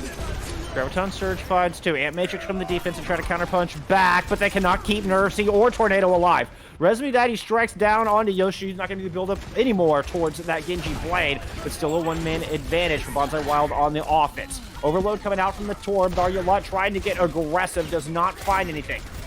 Duel between the Ashes, long range. Meanwhile, on the front line, Surreal and Gambino just stay behind this cart, slowly inching it in one step at a time. Nothing on line for the defense right now. Yoshi's so close to that blade, both support ult here. Surreal going in swinging. No, he has the support ults, but no, he cannot survive. The Nano forced to be saved for the Genji. Sank taking down Gambino as well. No more front line here for Bonzai Wild. Oh, the nano boost, it could have saved Surreal, but it doesn't come through. Yuma holds onto it for just a little bit too long, and Bonzai Wild don't get to use all of the ultimates they charged up. Oh, it's disastrous. I thought they were going to save it for Yoshi. They don't even do that. It comes in too late to have any effect. Doctor now forced to throw out his sound barrier just in a desperation attempt to keep Bonzai Wild on this point, but one by one they go down. I think 113 meters is all they're going to get, barring a miracle blade here at the end. No such miracle exists for Bonzai Wild. Not there is a Bob, but that, likewise, is not going to be the miracle Bonzai Wild really needed. And that is where the payload is going to stop. It's a tough one as well. It's a very tricky spot of King's Row because it's not on C, so you don't have that defender's advantage, and it's still stuck in streets phase, which means you have to win these fights at choke. You can't allow that payload to freely move through, otherwise it's going to be so close to that finish line. A tall order for Bonzai Wild as they go on the defense. Here in our tied match, both teams vying for control, vying for that lead. We'll see if that was enough to push into the back of point B. Can Bonzai Wild hold off here? Well, if you're Bonzai Wild, what you need to do is win these first fights on defending point A. You cannot get stomped in this first team fight, otherwise Fast and Miau are just going to have so much time in the bank that they can come in, bank up ultimates, cash them out and choke 6 ultimates going into when you choke. Then you've got all of Street Space for free because you've blitzed through Bonzai to the point where this team can't recover. And then Bonzai is just going to have that struggle of a fight where they have to speed boost, maybe even swap their composition up to get a touch onto that payload in time. And I worry for Bonzai's defense right here, bringing us the double shield with the Reinhardt Orisa, but Baptiste and Zen. So a lot of damage, and of course you have the utility of the Immortality and the Transcendence, but not a whole lot of raw healing, which this composition is going to want to play a little bit slower. Well, Bonzai are actually seeing that they don't really have that sustainability when it comes to keeping a backline alive, so they've placed them further away from the front line. Means that yes, they're going to be very secluded and should be able to stay alive, but it also means that they're very vulnerable if either Resme or Daryalat see them separated. Orisa Sigma from Faster Than Miau. Coming in, Resmi Daddy on the Hanzo already 53% towards Dragons, putting in a ton of work. Hume whittled down low, but able to fall back around the corner to safety. Alt Rock comes out, and Surreal goes down. Very important priority pick. Reinhardt missing, Gambino gone for the defense. That's no more shielding at all. Huntero goes down, and this is Bonzai's worst nightmare. So we talked about how that Zenyatta and that Batiste should be setting them up for very aggressive plays, but they can't go for the aggressive plays because the Doctor is forced to hide behind the Batiste in the window, and he can't get the damage constantly going on through with those orbs, or even discoed because Resmi is constantly moving up to that high ground with those wall clamps on that Hanzo, pressuring the exact spot both of the supports are in with arrows, making sure that they can't heal the team, but worse, they can't build up ultimates by damaging his own. So with that, Doctor not even halfway to Transcendence, and a tall order for the defense. They have to hold point B for 5 minutes and 9 seconds. Dragons coming out immediately from the attack around the back corner of Bookstore, forces Orisa inside the house. The Zenyatta there, the Immortality Field able to keep Reinhardt and the other half of the team alive. Amplification Matrix ready for the defense and the offense as they're going to overlap each other on the corner, and it's going to be faster than Miau, finding the value immediately. Half of Bonzai Wild end up back in spawn. It's going to be full steam ahead for this payload. And unfortunately for Bonzai, their best bet at stopping this payload. Miau have a card to instantly negate it. Nerfsy has the Transcendence online as soon as Yoshi drops that Blizzard, and it will be the final fight. And Faster Than Miau, they're coming into it with 4 ultimates rather, split up and on the board. If you're Bonzai Wild, you need to buy time for Surreal and Gambino to get theirs online. If they can, they will have 5 ultimates of their own, but with this supercharger coming out from Faster Than Miau, it's going to be difficult. A lot of damage coming through. May pushing up, forced to ice block early, throwing out that Blizzard, but right on cue. There is the Transcendence. No value. In fact, kills coming through the other way. Both DPS getting involved. The big Omnipotent Butler even having himself a go here in this fight. Resmi Daddy now working the flank angle. Is going to pick up 1, 2 kills with the arrows. Supercharger not enough to help defend. The 3rd kill for Resmi. And the 2nd map point on the board here for Faster Than Miau. It's a domino effect if you're Bonzai. The fact that your supports weren't able to build up to those ultimates, the Transcendence that Nerfsy was able to have in time for that Blizzard meant that Faster Than Miau didn't need to disengage when that ultimate comes through. They keep having that pressure on the payload, and it forces Bonzai into a really tough spot. And when Doctor gets his Transcendence online, well, we're getting to see it right here. Doesn't find any value.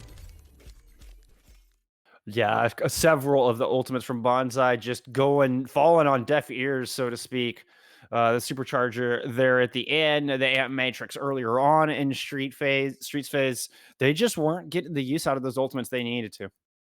I mean, they were coming into a Blizzard, and that's what you need to throw down onto Streets phase to secure yourself space and stop the payload and force the team to disengage. Even if it doesn't catch anyone out in the snow globe, they don't want to be anywhere near it. And that should buy your front line the ability to move forward and take up the space that the front line really needs. But because the Transcendence was there, well, Faster Than Miau didn't really care, and they got to just keep around that payload. So that's the thing, King's Row, it's all of these little intricacies, but if you make one mistake on point A defense, you are feeling it for the rest of the map unless the payload is able to slide into C. That's when the defenders get that favor back in because they've got those respawns. They've got the high ground advantage, but the crucial thing was the payload didn't slide into C. And so you couldn't get to work with the flip coming on through in the favor of map.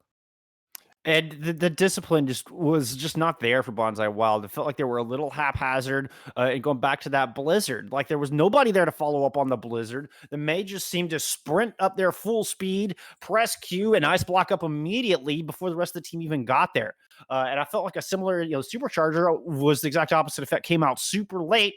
Nobody was alive to take advantage of it. Got to be more purposive with these ultimates and their usage.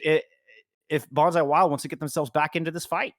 The setup wasn't there either on the Zen. They knew that a Transcendence would be online, but they didn't pressure the Zen into using it. Yep. That's when you want to use the Blizzard. You wait until the Zen wastes his ultimate, and then you throw it down immediately on the ground afterwards. So true. That's when you can try and win that fight, but because you didn't have the pressure on the backline, you didn't really have any chance on pressuring the backline either because you were so far behind in time and distance that you couldn't afford the luxury of setting that play up, and so you haphazardly threw a Blizzard in and haphazard ultimates. Maybe you could find value with them when Overwatch first comes out, but people are so used to how to deal with them now that it's pretty much just ingrained into everyone's minds. If you've got these tools still available, you put them in, you use them. And hats off to Faster Than Mal placing Bonzai Wild into a very difficult spot there. Damned if they did, damned if they didn't. And Faster Than Mal taking full advantage now for the 2-1 lead. Well, it looks like we're going to take one more short break here. Promise to be fast. We'll be back here on our assault map. It's going to be Bonzai Wild's pick. Where are we going to go? Can they send us to a map 5? We'll find out in just a few moments.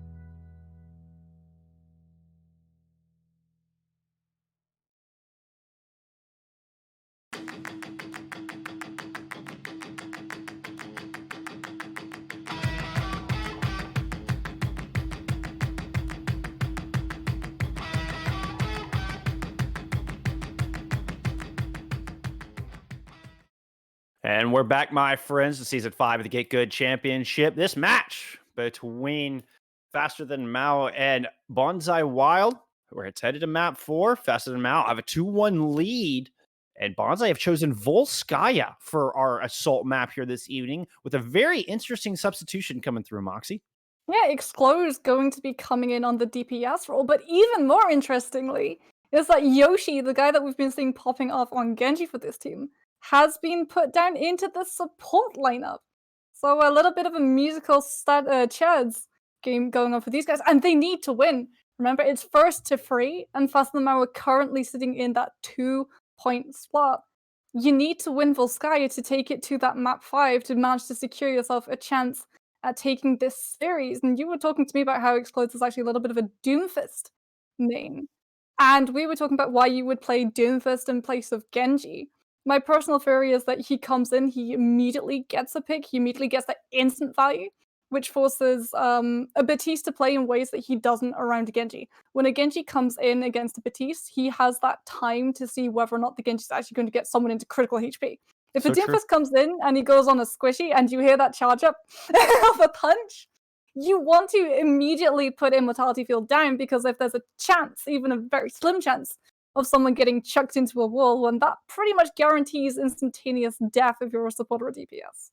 And it can be so hard to counter. Even if you do get the Immortality Field out, they could get punched right on out of the radius and not have that protection. I mean, the punch is on such a short cooldown, not to mention it can be feigned. So, I mean, you could throw the Immortality Field early, and then 6 seconds later, Doomfist is just right back, harassing your backline, deadly as ever. So, it could throw off the supports for Faster Than Mao, though. I mean, Yoshi's Genji play was looking superb. It's still surprising. I'm curious to see the strategy that does end up coming out here from Bonzai Wild. I mean, you've got Volskaya though, and Volskaya, if you play in Doomfist into it, it forces you to play in the side room. So you try and shepherd your enemy into these very small knit spaces so that the Doomfist can't find value. If it's an open point fight, then the Doomfist loses not only his mobility, but also his best tool, which is his survivability. Right? Every time you manage to connect an ability with an enemy, you get a little bit of shielding, you get a little bit of sustainability. And so if it's an open fight, then you can get very easily shut down by something like a flashbang. And a team, when a Doomfist comes in, he just tries to throw them into chaos, very similar to how Hammond players go in. But when Hammond players need that open space to operate, to have the ability to grapple and swing and roll around for free, Doomfist, he needs the closed-up spaces, because if it's an open space, then McCree is just going to turn around and dink you in the head twice. Yeah, he's going to deal with him quite easily, which makes me wonder if a Pharah might be a good way to accompany the Doom to help corral the defense. But Huntero, pretty much exclusively a hit scan player from what we've seen so far. Yeah, and now we're seeing X-Close pick up the Genji. Well, they are on the attacking side, though. Fair enough. For Bonzai, so this could just be a bait. Plenty of time to change their mind. Yeah. Might not be going on to the Genji, or maybe the team have just read the patch notes and they don't want him to play the team because Genji is just a little bit stronger when it comes to that potential to get those picks. But we can look at what Fast and Miau are running. And I think this is why we're going to be seeing X-Close, whether he comes out on the Genji, whether he comes out onto the Doomfist, coming in to try to actually force Nerfsy and Yavihara into committing Transcendence and Immortality Field early on this Zenyatta, on this Batiste, so that Bonzai Wild can actually find value with ultimates rather than only finding, well, a 25% HP cutoff. Double shield, double sniper from the defense. Huntero picking up the Widowmaker right out of the gate. See if they can find an early opening. It's Bonzai Wild just approaching the choke, doing a little bit of scouting, sizing up the enemy.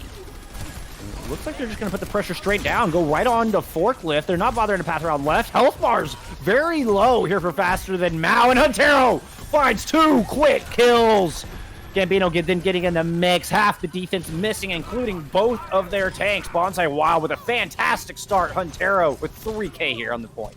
It felt like Fast and Miau weren't really expecting the Widowmaker. And we don't see a lot of Widowmaker on the attack on Volskaya either. If we see her, she tends to be on the defense because you can just set up on the back of the point and have that massive long sightline on to choke. But if you don't have something that really counters the Widowmaker, and Resmi and Dari were both really focused on that frontline fight, and Terra was just able to come in on those sidelines and get the picks necessary to clean that point through. And still sticking with this Widowmaker is going to be commanding so much attention away from the rest of their team.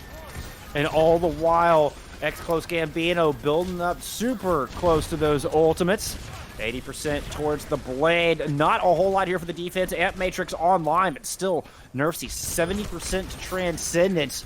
Huntero with another fantastic headshot. Takes Resmi down. Gravitic Flux thrown in for Bonzai Wild. That's going to pick off Thar. X-Close gets into the mix. Blade online, ready to go. Doesn't even need it yet. As Bonzai Wild cleaning house here. Massive time bank. And they don't really have anything if you're Fast and Miau to try and gain a foothold back. You don't have that Transcendence. You're already forced onto the Winston and the Hammond just to touch the point in time.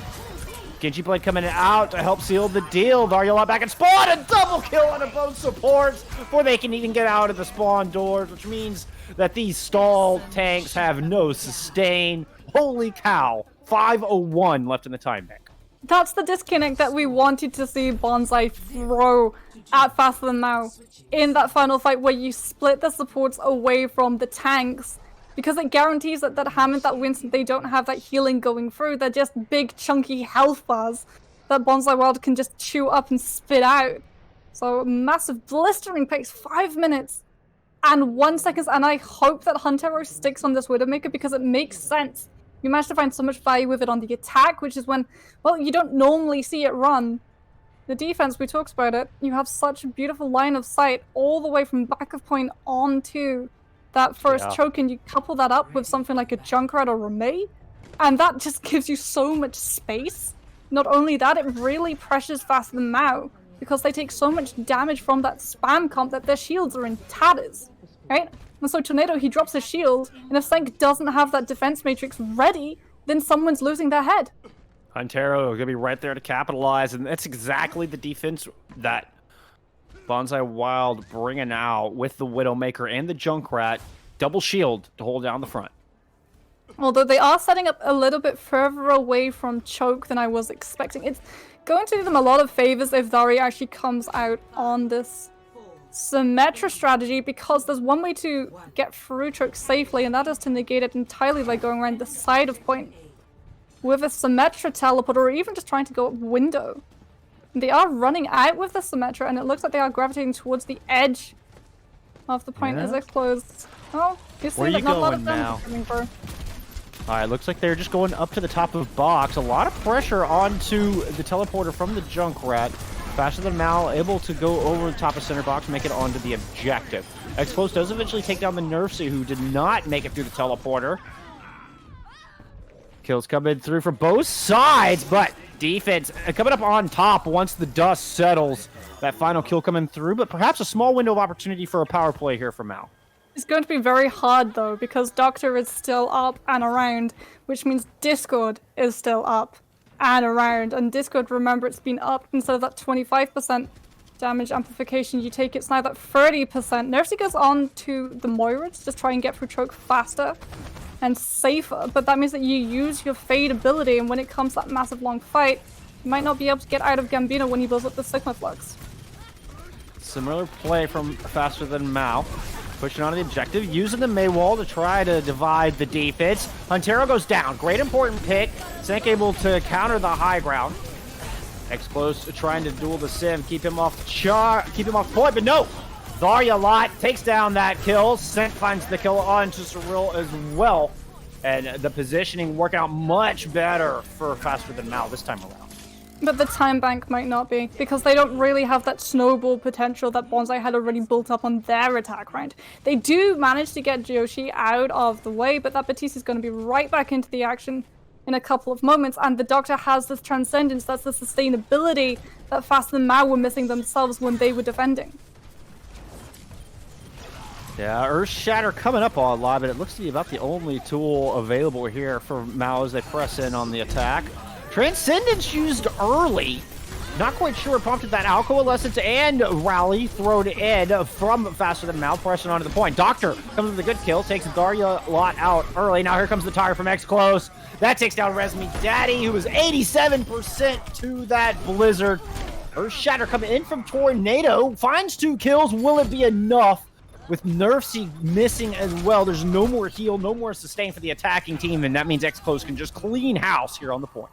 So Faster Than Miau had a really good opportunity, because not only did the Doctor throw in a very preemptive Transcendence, they actually stacked it with Yoshi's Immortality Field, but Faster Than Miau, they didn't have the ultimates to really follow up on that fact. And so they did, well, they get a tick, but that's all that they get. Zarya is going to go off the Symmetra onto the Genji, Nerfsy back onto the Ana, so you're trying to build up to that Nano Blade, but Huntero has also swapped off the Widowmaker and onto the McCree, so that you're going to be there when the Genji comes through for the backline. Blizzard available. It's going to start the fight here for Miau. Sank throws in a 2-man self-destruct, and that's exactly what they were looking for. Those 2 kills, well, both tanks, so no more shielding here for Bonzai Wild, trying to fend off this assault. Not quite as fast a time as Bonzai Wild had put up, but Faster Than Miau, still with a formidable time bank. Got a $130 behind Bonzai Wild. Oh, Blizzard and bomb combinations. I wish we got to see them more often, because they are absolutely devastating. Everyone always talks about the bomb shatter, but Blizzard just has a little bit more of a guarantee unless you're running up against a D.Va, because if you want to land that bomb shatter combination, you've got to get it first past a Reinhardt shield.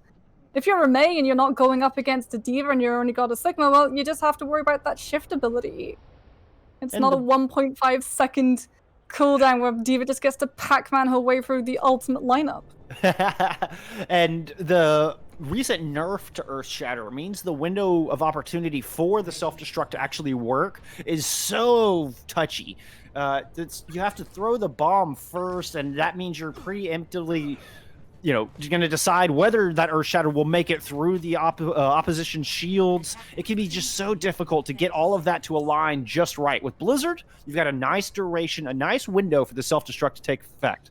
Yeah, and even if the bomb doesn't get the kills, you're still frozen in place. So you can still have the cleanup crew coming through. If it's a shatter, you've got a couple of seconds to get the kills before everyone just picks themselves up, dusts themselves off, and goes about the fight as if it never happened. Oh man, just that half second they took off of Earth Shatter, man, you feel it. You absolutely feel it. It's a full less swing you get off as the Reinhardt. It seems to have a big impact on the follow-up. Now, Faster than Miau back on the Symmetra strategy. They use the teleporter not to get around the side, but to get onto the high ground the first time around. And, oh, looks like they're going for the exact same approach. If it ain't broke, don't fix. they just use it to approach a little quicker. It seems like the teleporter only went about 10 meters. Explosive finds Tornado as Faster Than Miau was trying to loop around the far side. But Miau getting right back into this thing, find themselves 4 picks before it's all said and done. 4v2, favoring the attackers on the point. There goes Huntero. Here comes point A, 3rd point on the board here shortly for Faster Than Miau. And Bonzai Wild lost that one a lot faster than Miau's first attack, so they haven't had the chance to build up the ultimates that will keep this team away from B. Huntero has to go onto the Bastion just to make sure that they have that damage coming through to buy the support lineup the time to build up to Transcendence, to build up to Nano Boost, to try and shut the door on Faster Than Miau, who are coming into a coalescence, and that's going to allow the team to go so aggressively forward. Good news for Bonzai Wild, that coalescence is the only thing available. Huntero sitting up on the far back left side. Teleporter used to get Faster Than Miau onto the far side. We were going to drop coalescence immediately to start off this fight. 2 kills come through. 1 for the defense, though. The defense is missing their Reinhardt. So they're forced into a very conservative position. Gambino trying to push his way back out onto the objective, but that's an extremely dangerous endeavor as he gets focused down by 3 or 4 members of Faster Than Miau. With Zenyatta the next to try to hold off this aggression, but to no avail. Now the Moira topping off the rest of the team as that 4th point gets picked up. Nerf seed was so low. Through 3/4 of that fight, the Moira was on critical HP, but Bonzai couldn't pick up the kill because they were still dealing with the Symmetra turrets. Oh, that's painful. That is painful. If you're the doctor, you could see that Moira, she was right there. If you just turned to your left, you would have been able to pick her out, and that would have been so much sustainability. The life support for all of Faster Than Miau's side would have been gone, and you would have been able to move in and clean up house, but the Moira is able to stay alive and provides all of the healing necessary to pick up that point. And now, thanks to Nercy's great play, Faster Than Miau, they've managed to eliminate the deficit that the time bank presented. So, I mean, I think that suddenly that 1.5 extra on the board that Bonzai Wild had, it doesn't look like much of an advantage anymore now that Faster Than Miau has 4 points on the board. And the element of surprise as well. Bonzai Wild running that Widowmaker, the unexpected Widowmaker on the attack, that's gone too. So if you're Faster Than Miau, you're running that double sniper, you're not going to be focused on the frontline fight. You're going to be looking for where Huntero's hiding. Defense bringing out the double sniper, double shield once again. No changes really from either team. 4, 3, 2, 1. And the doors are open. Bonzai Wild, extra innings have begun. They must put 4 points on the board unless they lose, go down 3-1 in this series. Huntero going for a very strange angle straight from main on the Widowmaker, but you're going to find double shielding. Unless you relocate, that's going to take time off your bank. And it forces the rest of the team to keep pressing down on Forklift, where I think that ideally they want to rotate around. So far, just poking and prodding, and X-Close losing in that fight. Huntero does manage to take Nerfsy out of the back, so no more Discord Orb for the defense. Can Bonzai Wild follow it up? That's Still slowly just hanging around. They're slowly pushing Faster Than Miau into the side room, but that means that you're not really getting to poke away at them. But that just gave Yamahara time to build up towards the Ant Matrix, throwing that down, extra damage. Faster Than Miau able to push out, kind of clean up that left-hand side. Rotation comes through from Bonzai Wild as they flip around to the other side, but still don't seem to have much room to work. Looking very tentative on this attack here. 2 minutes, 24 seconds, you just lost your Brigitte. You don't want to move in, and the team's so split off. Where's At the everybody moment. going? One person's on courtyard, one person's around B spawn. They're still managing to get a little bit of pressure on the point, but they just don't have the numbers to overwhelm Faster Than Miau. Huntero eating a shot from Darya Lot, forced to back out. That's going to allow Sync and Tornado to just push up and reclaim this space on the right side of the objective from the defense point of view. Yoshi goes down, holding Nano Boost. So Real still going to decide to invest the Supercharger here. Inversight's coming out from Huntero as well. Faster than now, just backing out into that little mega room as Gravitic Flux gets thrown in, a counterpunch from the defense. Transcendence used, and 2 kills light at the feed for Faster Than Mal. Make that 3 as Dario Lot takes off the head of Surreal. Faster than that, they've got the Batiste. They've got the Immortality Field. A Transcendence on 25-second cooldown. Whereas Bonzai, well, they've got Yoshi still holding on to this Nano, and it will be coming out in this next fight. You can, well, bet about 3,000 Overwatch League tokens than that, because Explosive is going to be coming in to this Blade. But Gambino, Huntero, they're both swapping. They're both resetting their ultimate bars. You've realistically got one last fight, and now you're coming in at 0% ultimates from 2 of your heroes. What looked like such an amazing start to Volskaya for Bonzai Wild, suddenly looking very desperate. Doctor does run in and get an opening pick. Nano Blade comes out, and it's a tiny little room for X-Close to slice and dice. 2 kills on the board in total, though none from that Blade. 2 kills respawn back. It's going to be a 4v3 on the objective, favoring Bonzai Wild on the attack. Gambino pushes in, takes down Resmi, and it looks like the pressure release valve has been hit here for Bonzai Wild. But if you're Bonzai, your toughest task is now ahead of you. You've got to pick up B. And Javihara is going to have an amplification matrix. You have one shot at B. That Batiste drops amplification matrix on main. You can't move on to point. You've got to rally. That's going to just shred through your armor and through your health bars. And with Resmi going on to the Reaper, he's going to shred through your front line. Tall ask indeed. See if that extra armor can be the difference maker for Bonzai Wild. Backs against the wall. They have to win this fight. Amplification Matrix out early from the defense. Huntero going in on the Tracer, immediately forced to use that recall back out. 24 seconds on the clock. An early Immortality Field used from Javihara. This could be the opening that Bonzai Wild was looking for. Tornado threw down the Gravitic Flux, but I believe he got stunned out of it. Supercharger now coming out from the defense. Resmi Daddy going in deep, but already whittled down low. Forced to Wraith form back into his team. Nerfsy goes down. One of his healers gone, but X-Close falls 80% to the Blade, which means the Nano Boost is going down onto Gambino on this Sigma.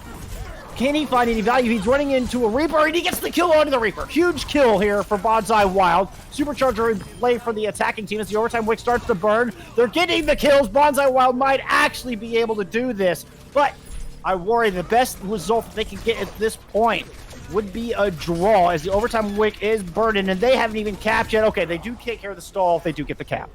Oh, no, I was mistaken. We are going to get the extra minute on the board. My fault. Yeah. 1 minute to 1 minute 47. And I worry because Bonzai Wild took a very long time to unlock point A. Now they're going to have a third of that time, and they have to win this map. They have to take us to the next one. Otherwise, Faster Than Now get to walk away with 3 maps under their belt out of 4.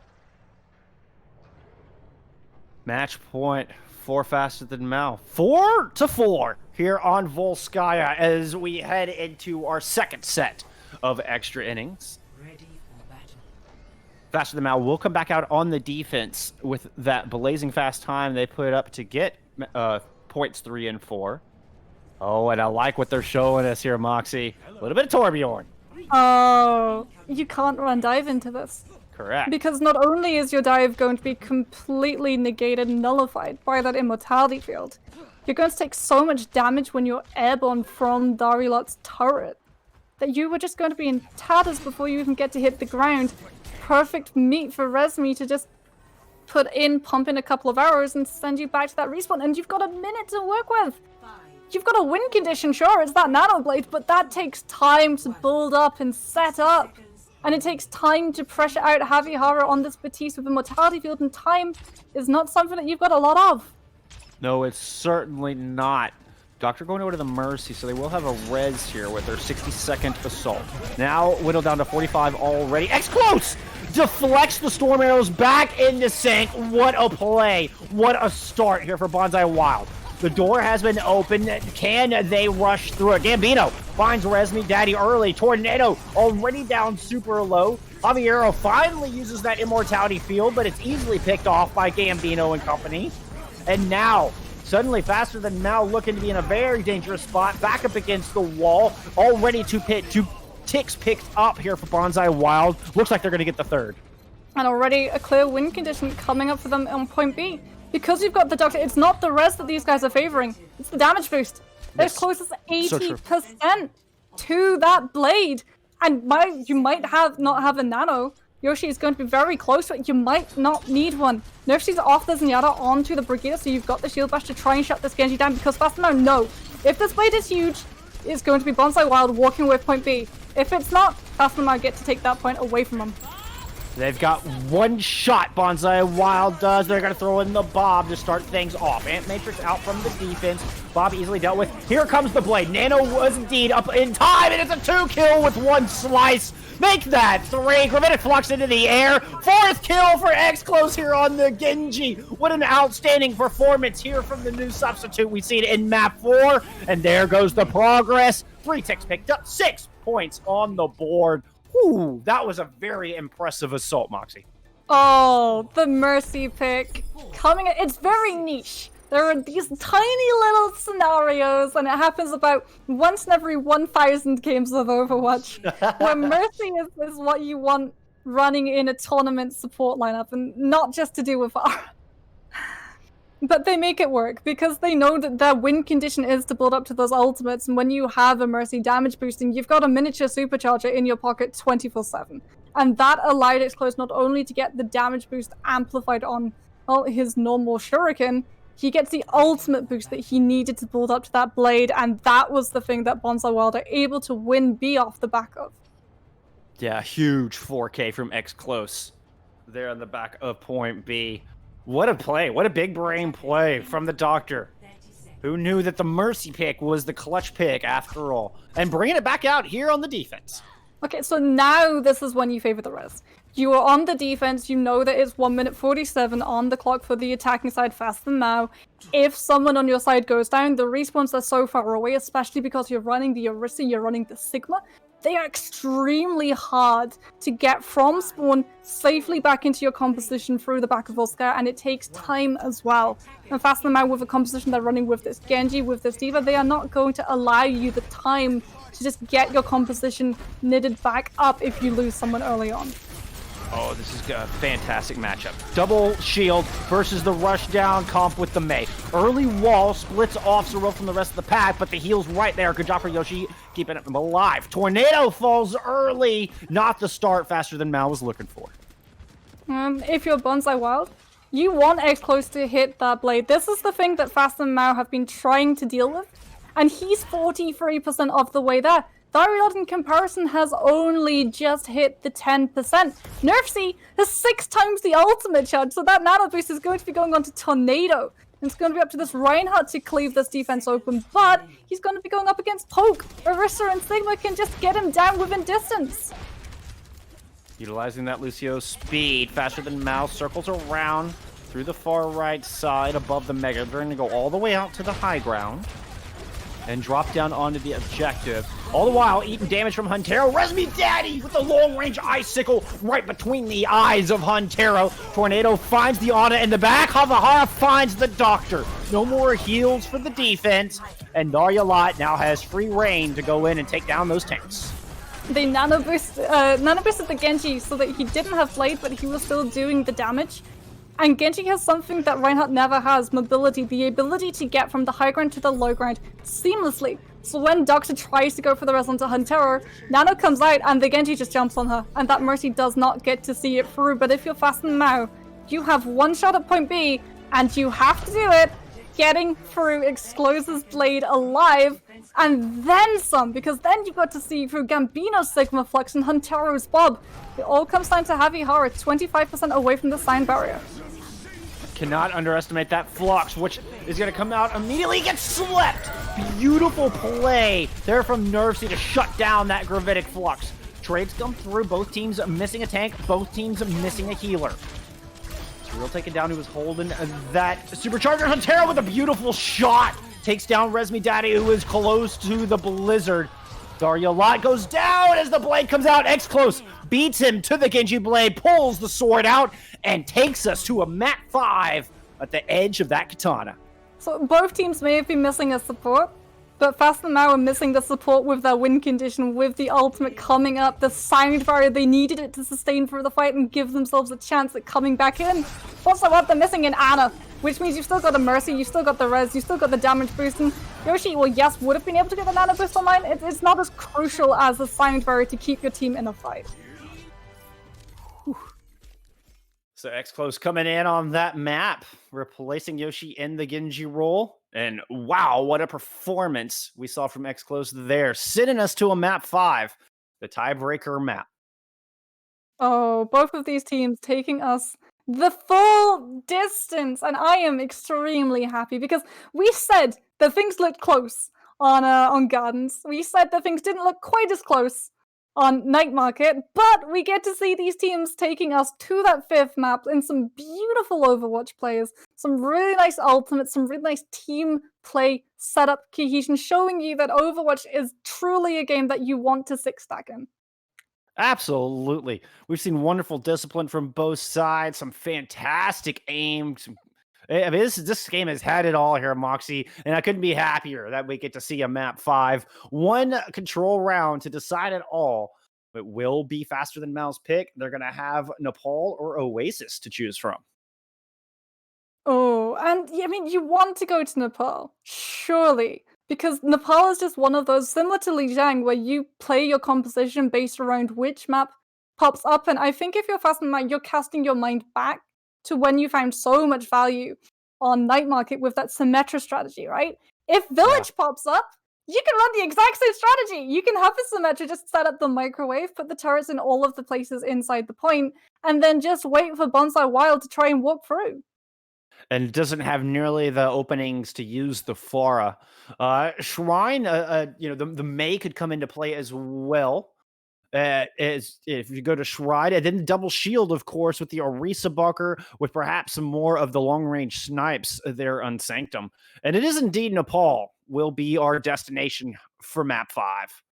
So I think if you're fast in Miau, there's one thing that you do have to watch out for, and that's the Genji. Because that was what they really struggled with on Volskaya in that last map. And when you take it to Nepal, I mean, Genji has a home on Village.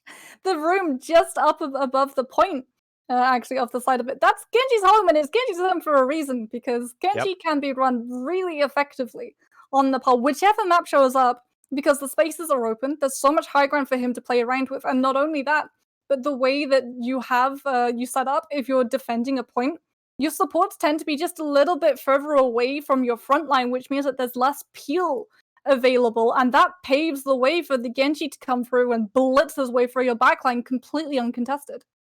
And not all, I mean, it's the perfect balance as far as the geometry on Nepal, Village and Shrine in particular, where there's mobility, there's angles and high ground for Genji to work with, and then the objective itself is these tight enclosed spaces, makes it perfect for finding multi-kills with that Genji blade.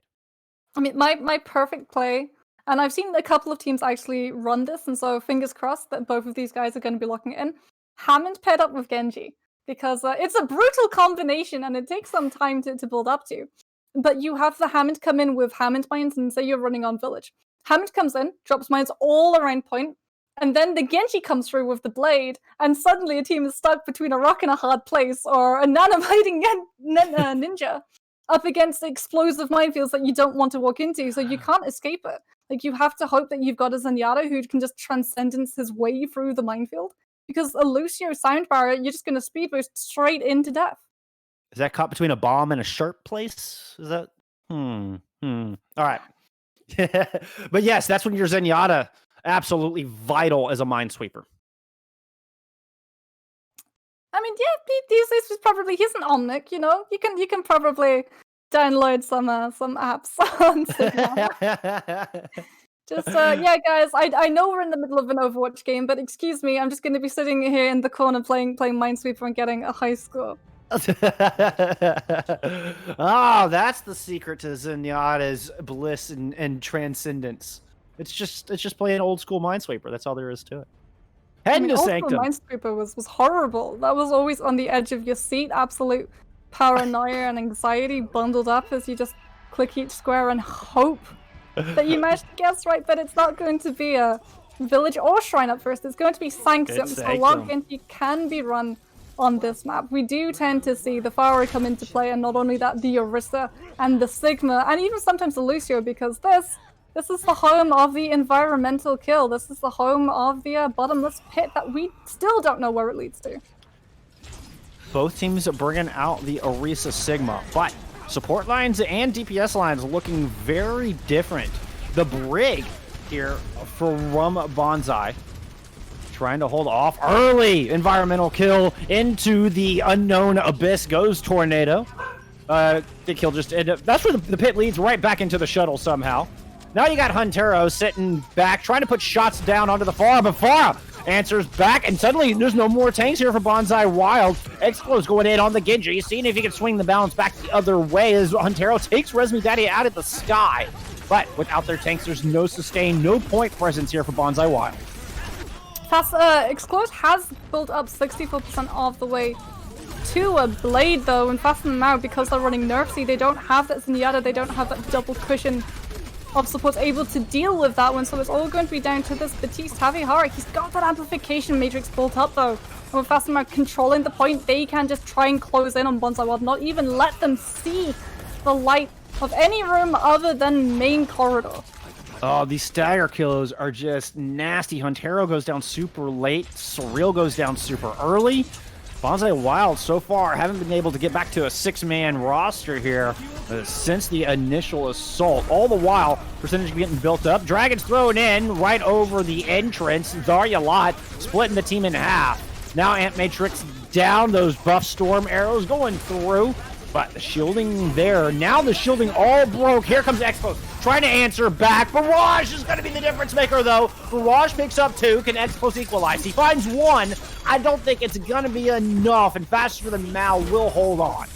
Yeah, Martinevsky is still alive in this Falk, able to keep the front line up and around, but it's only going to be 55 healing per second. So if Bonzai Wild really pressure these front lines, they should be able to convert them into kills. They did pick up 1. But now Surreal and Gambino going down. Bonzai Wild, they're going to have to reset on the back of that. We'll come back in with that Gravitic Flux, though. Yeah, but again, you've got to pressure Havihara out. That Immortality Field, it's the bane of every single ultimate existence. And if you're fast now, you've got a supercharge. You can just plunk it down into the ground and reset all of your ults back up to full in the blink of an eye.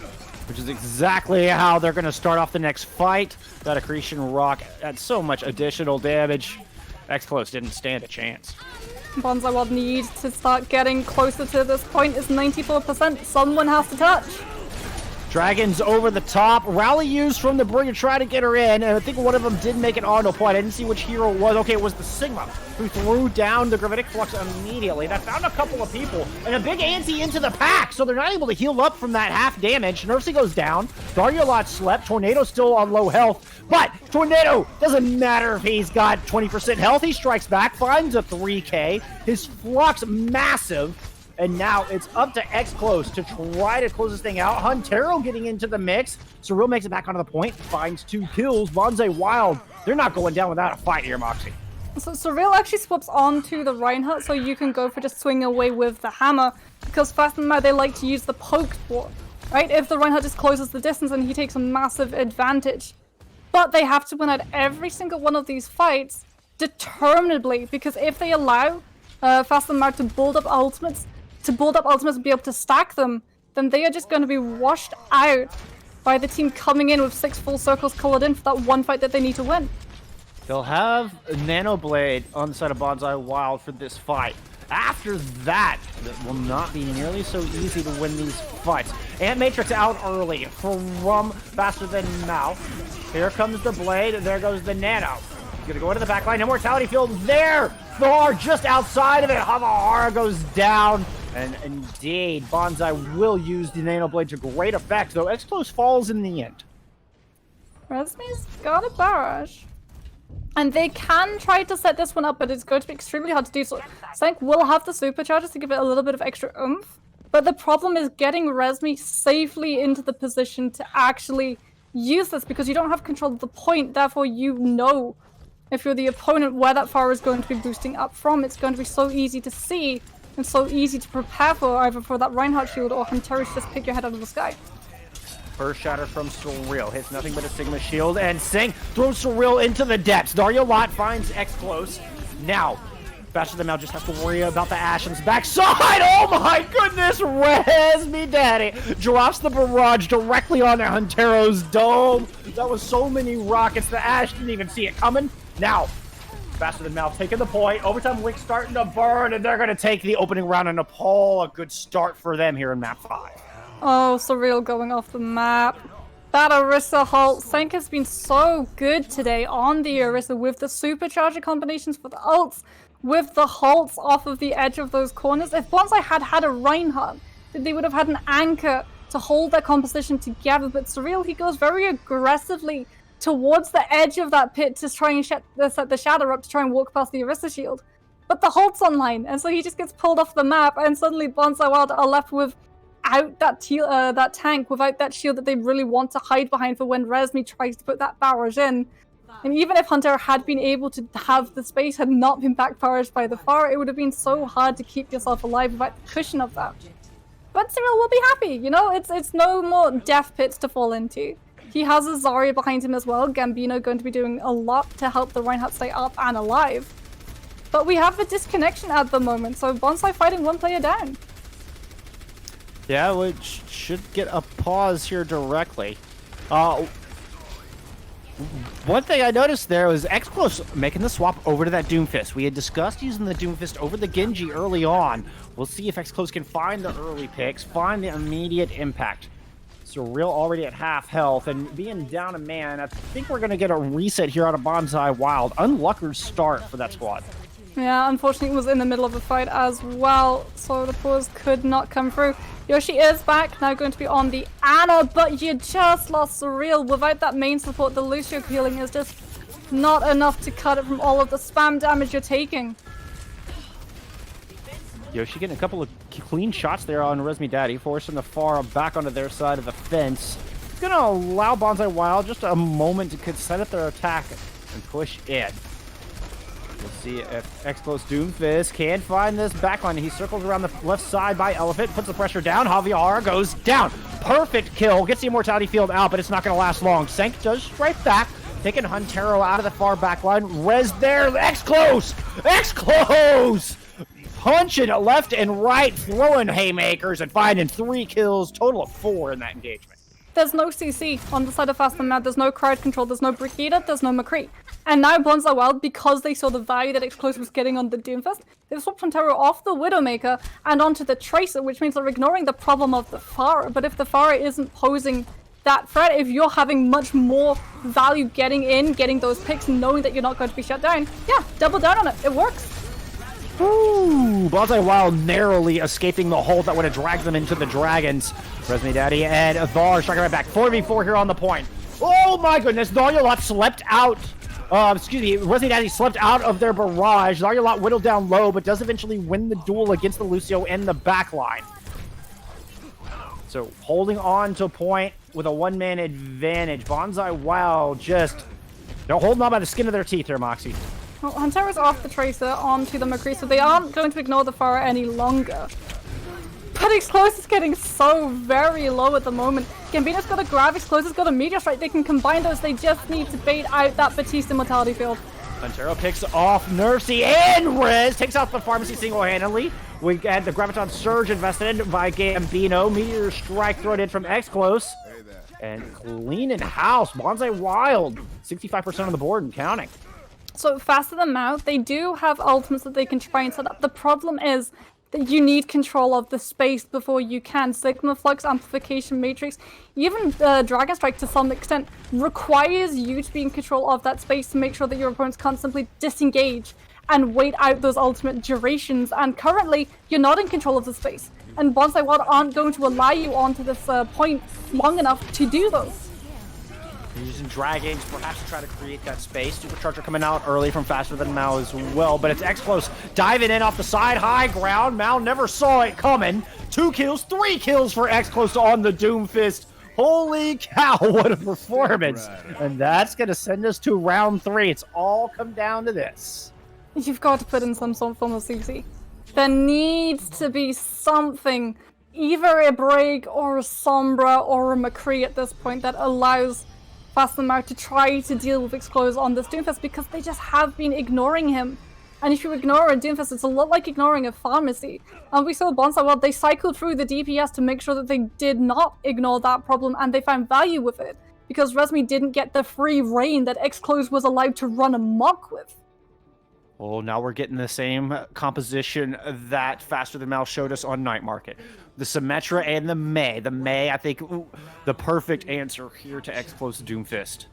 Oh, who's going to swap off and pick up the Ice Queen of their own? Here we go. Final round in this series. Could not get any closer than this. Teleportation from Faster Than Mal will get them onto the objective first. They're going to get those sim turrets in place, hunker down, and just force Bonzai Wild to capture the point from them. They've rotated though! All of us Beautiful rotation around the Mei wall. Huntero got himself in a little deep, as does the Doctor. Sorry a lot, finding a pair of kills, but here comes Bonzai Wild striking right back. 2 on the board before Surreal eventually goes down. But Gambino burning down the rest with that Zarya beam. And it's going to be Bonzai Wild with first control. So they rotated all the way around the back of the point, and they came for Faster Than Mal, but they came for the backs, which means that they don't have to deal with the Symmetra turrets. And now Darilot, they know you could only run that strategy if you were in control of the point. Now that you're not in control of the point, you swap off, you go for something like the Reaper. Try to go for that frontline annoyance on Surreal. But Huntero's actually come onto the Junkrat, and he picks up both of them supports in the blink of an eye! Oh, that attack ended before it ever began, Moxie. Oh no, and a Mei wall to deny the retreat. The stagger kills a real potential. Fortunately for Resmi, just able to get up a defensive wall in time, as Resmi and Thar had about 5 health each to their name. Oh, and if you're Faster Than Mal, how do you deal with the Junkrat? Because he's got control of all of these corridors, of all of these approaches. You can't go high ground, you can't go main, because you just get spam damaged. And Tornado Shield is not going to be able to stand up to the real Shadow. Dropping down from the high ground, Mei and Javihara trying to flank here. We're going to get the Graviton Surge out from Bonzai Wild. Didn't seem to find much, as Daria Light and Resmi Daddy get involved into the fight, finding a pair of kills. Nerfsy's going to go ahead and invest the Coalescence over the objective, and a little bit of kiting coming through from Bonzai Wild, but they're not quite able to escape all of the damage. I mean, it's going to be the real task, though, for Tornado in this next fight, because he's going to be coming into a Shatter, and he needs to land that Shatter for Resmi to try and put this Blizzard in to find value, right? To try and deny the Doctor the chance to put in a Science Power that he's going to be coming into. But if you're Bonzai, you can set Serial Shatter up beautifully by having Huntero just spam damage into Tornado's shield so that he can't block it. Nice job by Javihara to speed the team past the initial Mei wall, but the Ana was caught in the back. Sync eats the Blizzard of X-Close. That's exactly what Faster Than Mal needed. Now, Surreal, his Earthshatter falling on the nothing but shield as well. Tornado taking him down, but not before Surreal can find a couple of picks of his own. Earthshatter coming through from the other side. Faster Than Mal gets 3 with that ultimate. Reaper going and trying to clean up. Here comes the Death Blossom. Tornado warning in Nepal. And it's all coming up Miau for that fight. But they used so much. So much. Thank's going to have a Diva Bomb, but you can just hide behind Surreal shield. And Bonzai, well, they're still just trickling in. They managed to get the Mei, but you lost the Junkrat and you were so close to that tire. If Gambino's able to get this Graviton online and Sync doesn't eat it, you can couple that up with either a tire or a Blizzard, and that's a free fight win. Self-destruct to start things off, as Sync was super low on health there. Now here comes the Blizzard. Oh, and without that mech, there was no eating that one. Surreal pushing in, but Daria Lot answers right back, finds 2 kills despite the Blizzard out from Bonzai Wild. Now coming in to reclaim the point, Daria Lot making his presence known, but the tire from the other side finds both supports from Faster Than Mal. Oh, this has just been an absolute back and forth. One haymaker followed up by another.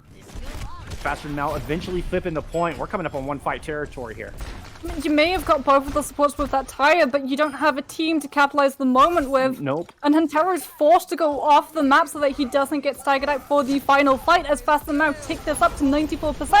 Nerfsy just pops that Coalescence, and now you're just trying to keep Bonzai away from moving in. The Miau able to block off 2 members from Bonzai Wild, so now they're pushing in 4v6 at least momentarily. That's enough of an advantage to take out Surreal and Yoshi. No main tank, no heals, no May. Faster than Miau looking to take this thing home as they have half of the team of Bonzai down. Half the work already done. There goes the Tracer, and they have done it. The Death Blossom, the exclamation point, the nail, and the coffin. It's going to be a 3-2 victory for Faster Than Miau in this 5-map thriller.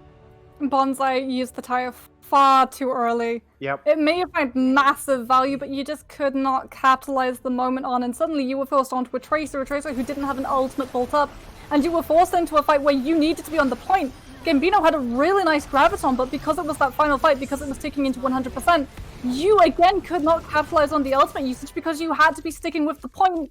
And the graviton was used on the side of it. There was a wall blocking the team if they wanted to keep staying on the point, keep contesting that overtime. It was such a tight battle. That use of ultimates was certainly the difference maker. The discipline from Faster Than Miau, a little bit tighter, a little bit more on point. And that same exact tire from Huntero, that same exact rip tire would have been of massive value if, just like you said, the timing wasn't so off. It had been just a little bit earlier or even a little bit later in save for that final fight. Taking down 2 supports, you don't get any more high priority targets than that. But the timing's got to be on, otherwise it's all for naught. Yeah, unfortunately so. Bonzai World will be taking the loss today as Faster Than Miau managed to get the win, managed to just secure themselves a little bit of a better seeding heading off into playoffs. Both of these guys doing a very good job. But at the end of the day, it's small mistakes that cost you. And if you're Bonzai World, there are things that you can turn around in, you know? Sometimes you get a little bit ahead of yourself. Sometimes you feel like your reinforcements are going to be coming in a little bit sooner than they are, but you can look back, you can hold your head up high. You did a very good job today. Oh, an incredible match. All of our payload objective match going into extra innings. This is as tight as they come. Ed, y'all stick around. We're not done here today. We're going to head to the rookie division following this. And I'm expecting an equally tight matchup, equally as exciting bout, as we'll have Boomer Squad taking on Ramen there in the rookie division. We're going to go for a quick break, but we'll see you there in that next match. Y'all don't go anywhere.